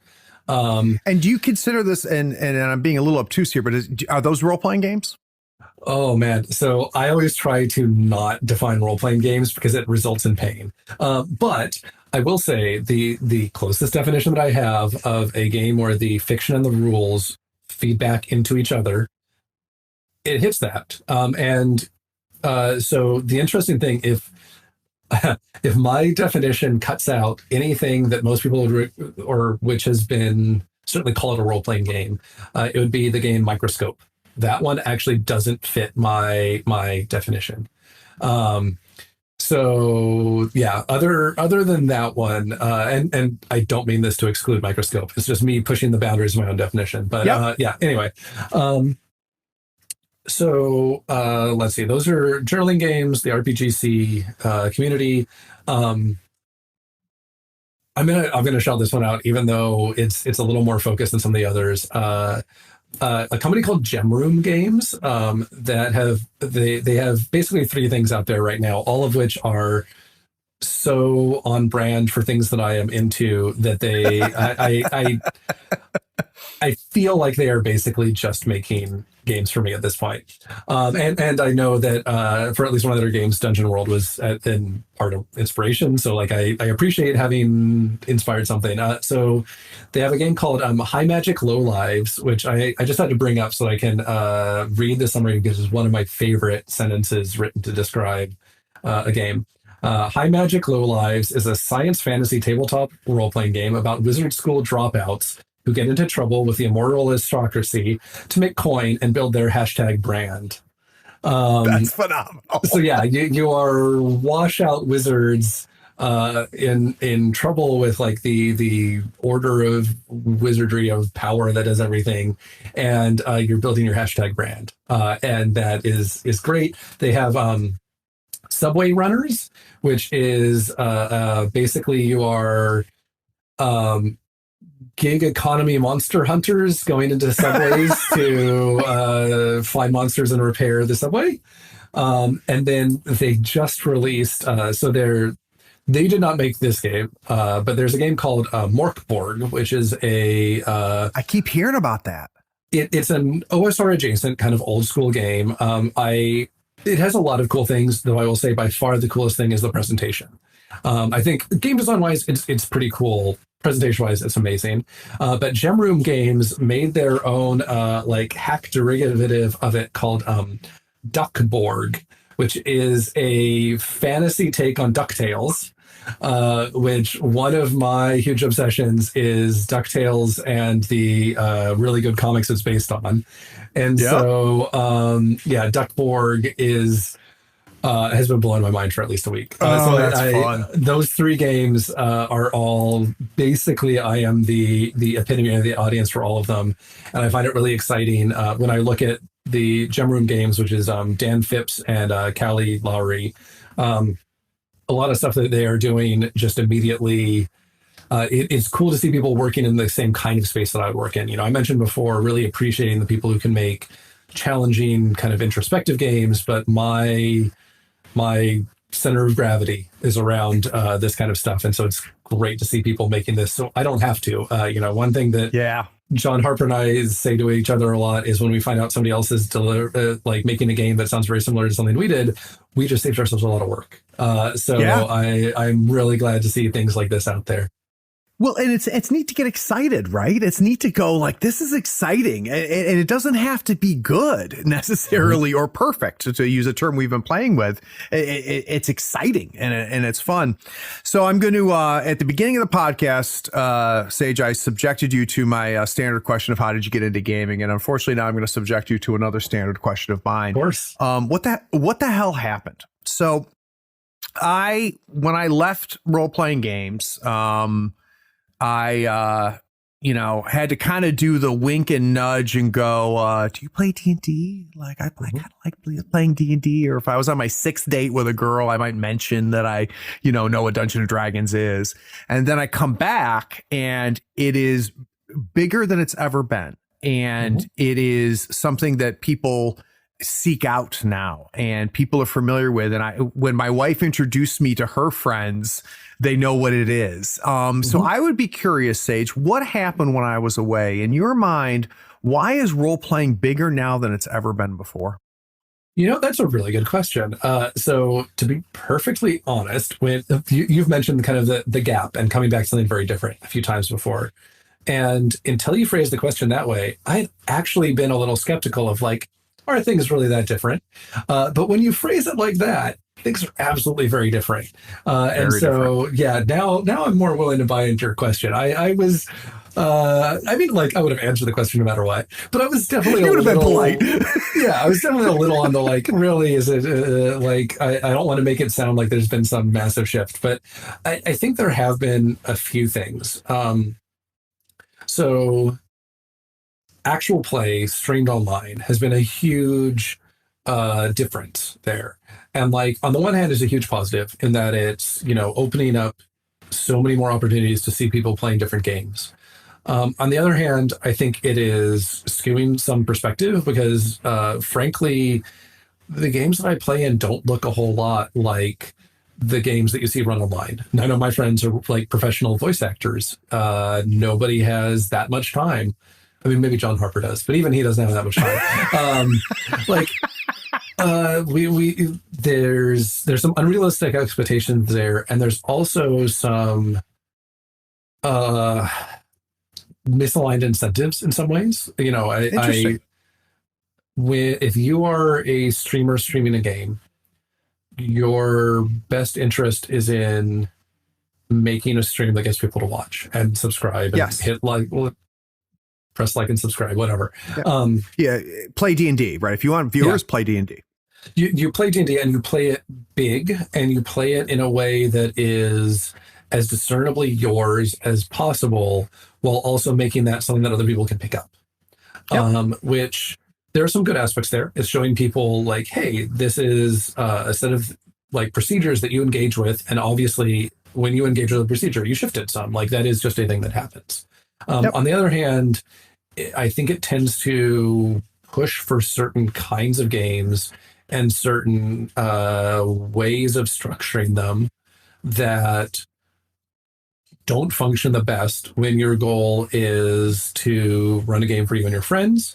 And if you use this as an example of how certain games are played, it also tends to skew them because the game as it's played on a stream may not be the same. And there's also that kind of like if you're a streamer, you want to make your mark on it. You don't just want to run. I mean, D&D is so broad anyway, but let's say Apocalypse World, you don't want to just run kind of the most straightforward Mad Max version of it. You want to have your own specific drift on it so that your stream stands out from everybody else's. And so, I think it's a big reason for that shift. It's a big reason for awareness. But there's also some aspects of it that I don't love. And there's also kind of the spectacle and personal brand of it. We talked a bit earlier about being able to take harsh criticism and act on it as being kind of a learned skill that's very important. When your personal, like, part of that ties into growth mindset, where you view intelligence in particular, but other parts of yourself as well, as not intrinsic things. I am smart, but things that you work on and do, like I worked really hard to study for this test, so I did well, whatever. Once you are a streamer with a personal brand, your identity is part of what you are marketing. And so it makes it much harder to have that kind of growth and change mindset, because and man, I'm way out of my league in talking about this, but this is my personal opinion from this. And especially, when in some of these big, the biggest things, the role plays and stuff like that, I think it shows through a little bit in how they deal with problems and with when things go off the rail. So anyway, like that, I think is streaming overall is one big reason for why things are different. I think another is shifts in how games are made. Vincent Baker and Ron Edwards were pretty pioneering in finding ways to publish a game that did not involve selling your idea to some small company that would probably be under in a few years anyway. And part of that is, them doing the legwork to figure out this stuff. Part of it is the differences in economy of scale and being able to buy digital copies and stuff like that all come around. And so, the barrier to entry for Adam and I making a role-playing game was much lower thanks to that kind of work from those folks. And that then kind of opened the floodgates, and it also broadened the set of authors. Like a publishing industry tended to, like, a RPG publishing industry mostly run by larger companies, tended to have the problems that most large industries do of prioritizing, for the most part, straight white dudes. And democratizing that some has given more people, has at least helped with that part of it. There are certainly still a ton of other hurdles that are completely unfair and uneven, but like that bitterness has added games from voices that we probably wouldn't have heard otherwise. Like Whitney Beltran is a designer that comes to mind there that I think possibly might have not had. We wouldn't have Bluebeard's Bride if not for some of the advances that we've made in these opportunities. And let's see, other things that have changed. The other aspect there that I wanted to talk about, I guess, is kind of that technological aspect. We had our car analogy that we kind of, ran into the ground a little bit, but we did a little bit. We've found some ways to make some things faster and easier, which in a lot of ways means better. Not in all the ways, but practically, if you wanted to sit down and play D&D with somebody, 5th edition is a quicker and easier way of doing that than pretty much any edition before it. And it's more straightforward and easy to explain and scales a little better. And so those kinds of, quality of life improvements make a big difference in how many people kind of bounce off the game. We talked about my initial experience with 2nd edition, and that could have easily been my last experience. Like, that was not an easy game to scale or get into, and practically I didn't. I went to 3rd edition because it came out not too long after. And so I think, it's weird to say RPG technology, but the set of tools that designers are working with have broadened out there. And I think part of that goes back to more brains working in this area. Ryan North, in his book about how to invent everything, makes a comment that if you were rebuilding society, the thing that you want the most is more people, because more brains are your biggest asset. And I feel like that's the same in the design side of things. You know, part of what excites me about RPGC and itch games in general, like you kind of alluded to it, but like itch is an amazing advancement in how easy it is to get a small game out there and to even build a little bit of community around it. Those things get more brains in the room and get more ideas out there, and that tends to move the state of the art forward.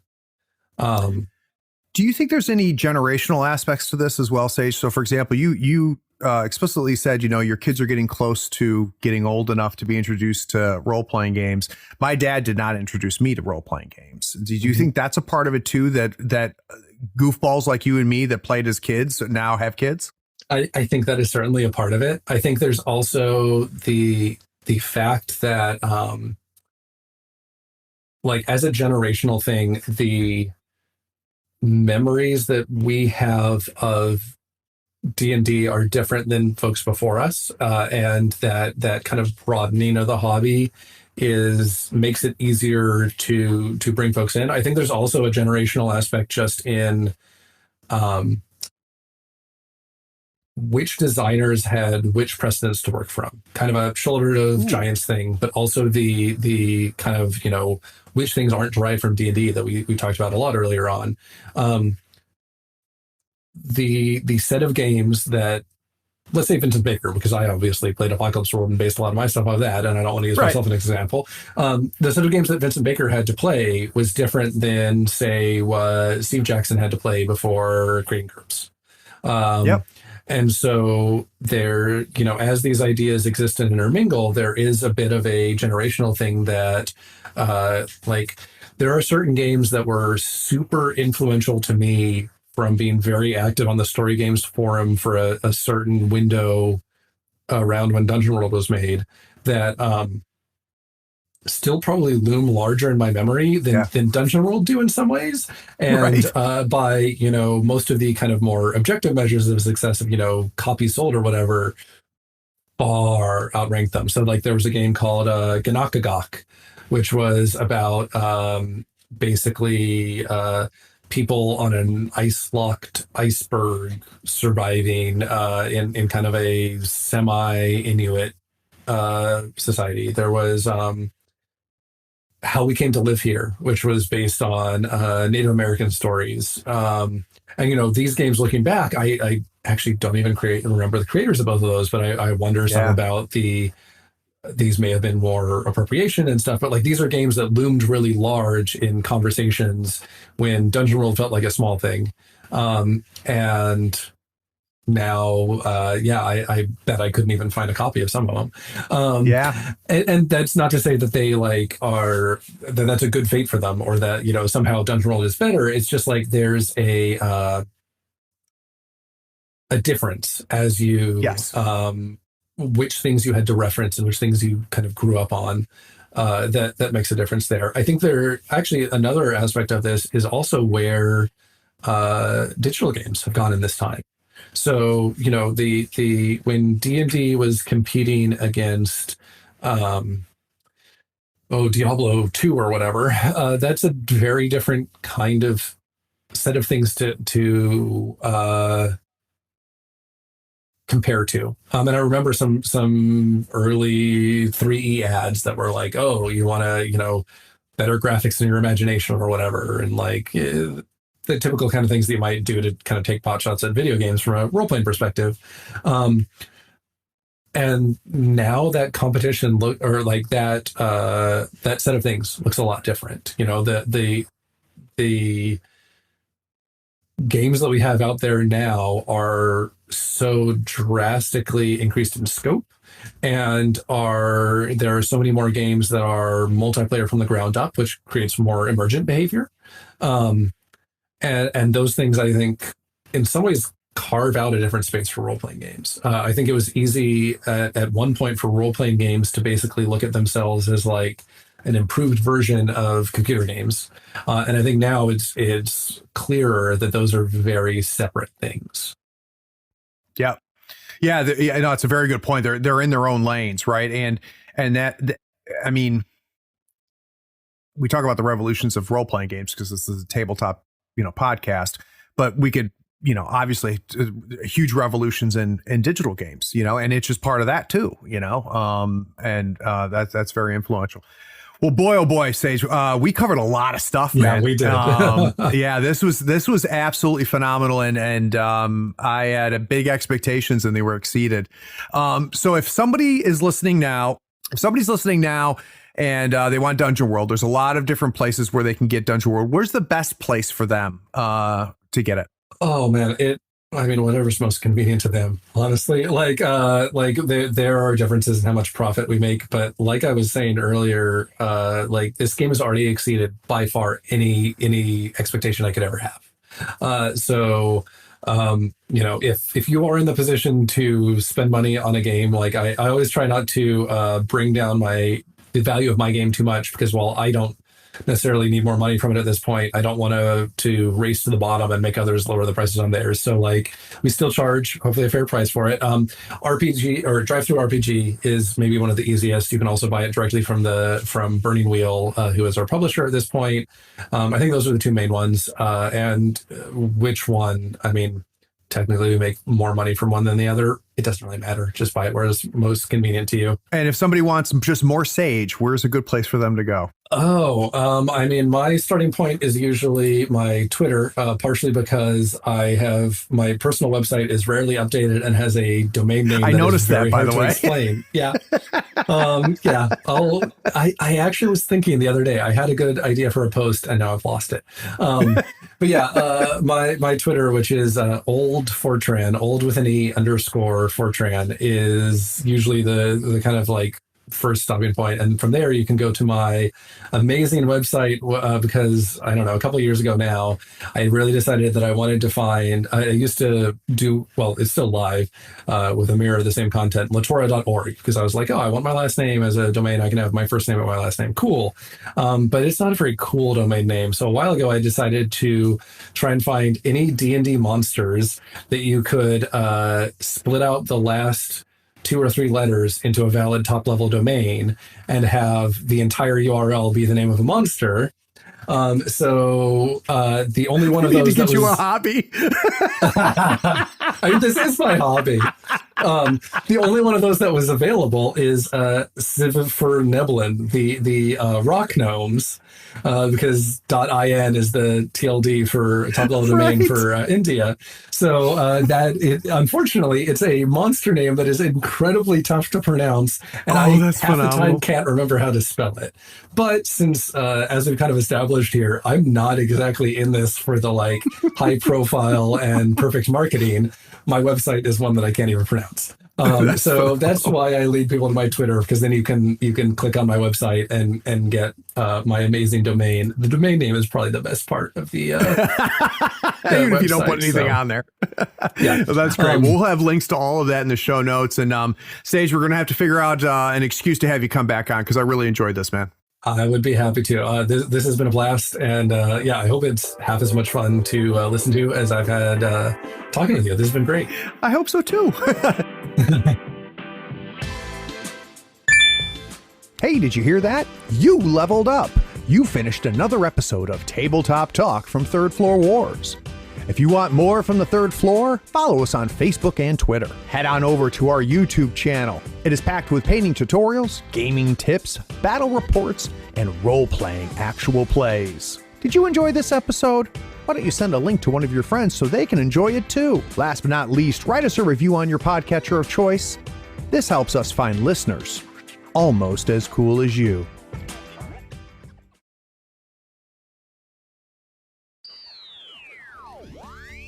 You, my friend, are a phenomenal freaking guest. Thanks. Thank you for saying that, because I was worried I was kind of going too far afield, or yeah. This is what my podcast is. This is what I strive for. Let's as soon as we forget, as soon as it's me trying to learn about Sage and Sage learning about Craig, and we're just kind of bouncing, and I agree with you and you're wrong, and like here's another way to think about it. As soon as that starts happening, is I think when it turns into something that's interesting for people to listen to. So it's a good energy, man. I appreciate it. No problem. Thanks for setting this up. This is a ton of fun. Like, I mean, I'm glad to be providing you with a recording that other people can listen to, but it's also just super fun talking about this stuff. Yeah. Well, I enjoy doing it. That's why I do it, because I mean, it's given me a chance to talk to a lot of people. I've learned, like, dude, you might not be amazed. It's incredible how much I've learned in a year. It's just with these conversations, like I feel like I've caught up in and so I've talked to people like, the Bakers and you and John, and I've got Kenson coming on, who made Icons, which is this whole thing, and stuff like that. But I've also booked Steve Jackson. And like, that's going to be fascinating. Like, that's going to be real interesting, because, Steve Jackson is who was my superhero, 25 years ago. And I have no idea where Steve Jackson is today. And I'm dying to talk to him, and very interested to see what that conversation is going to be, And, I mean, those are conversations I wouldn't have had without this podcast. One of my most influential games that I ever played in was a GURPS game. Like, it was, oh man, I'm gonna have to find. I'm so bad at listening to podcasts these days because I don't have a commute anymore. But I'm gonna have to find time to listen to you talking to Steve Jackson, because that'd be amazing. So, and John asked me to do this too, so I'll do the same thing. Is every once in a while, like I'll release an episode, and I was like, I think John would find this interesting. I just shoot him a link. And please do. And I'll do this. I'll do the same thing with you, Sage. And if you listen to it, great. If you don't have time, no big deal. But that way you don't have to monitor the damn thing, because we're all busy. But all right. So what I'm thinking here, actually, I'm not gonna set it up for you. I'm gonna make you talk through it live. You ready? Okay, that sounds great. Fantastic segment. Awesome. Thank you. Yeah, I'm glad that worked. I realized that we were kind of like moving through topics pretty quickly, so I hope that was okay. But well, yeah, my only complaint about it is that I want to dig deeper, right? So and that's exactly what I'm going to do, because both of these things, which is the origin of the game, but so I read your Twitter thread where the guy called you out a little bit, and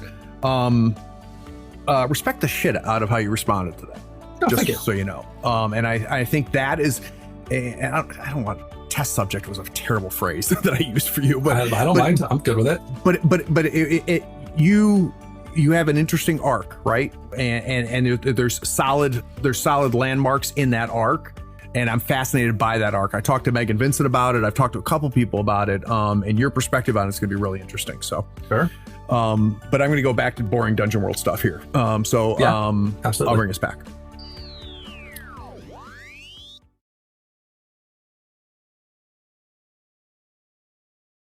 Hey, are you still here?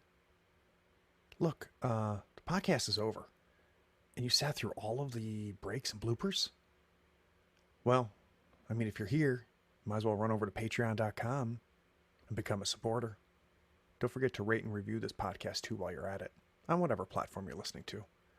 I do appreciate you sticking around. Take care.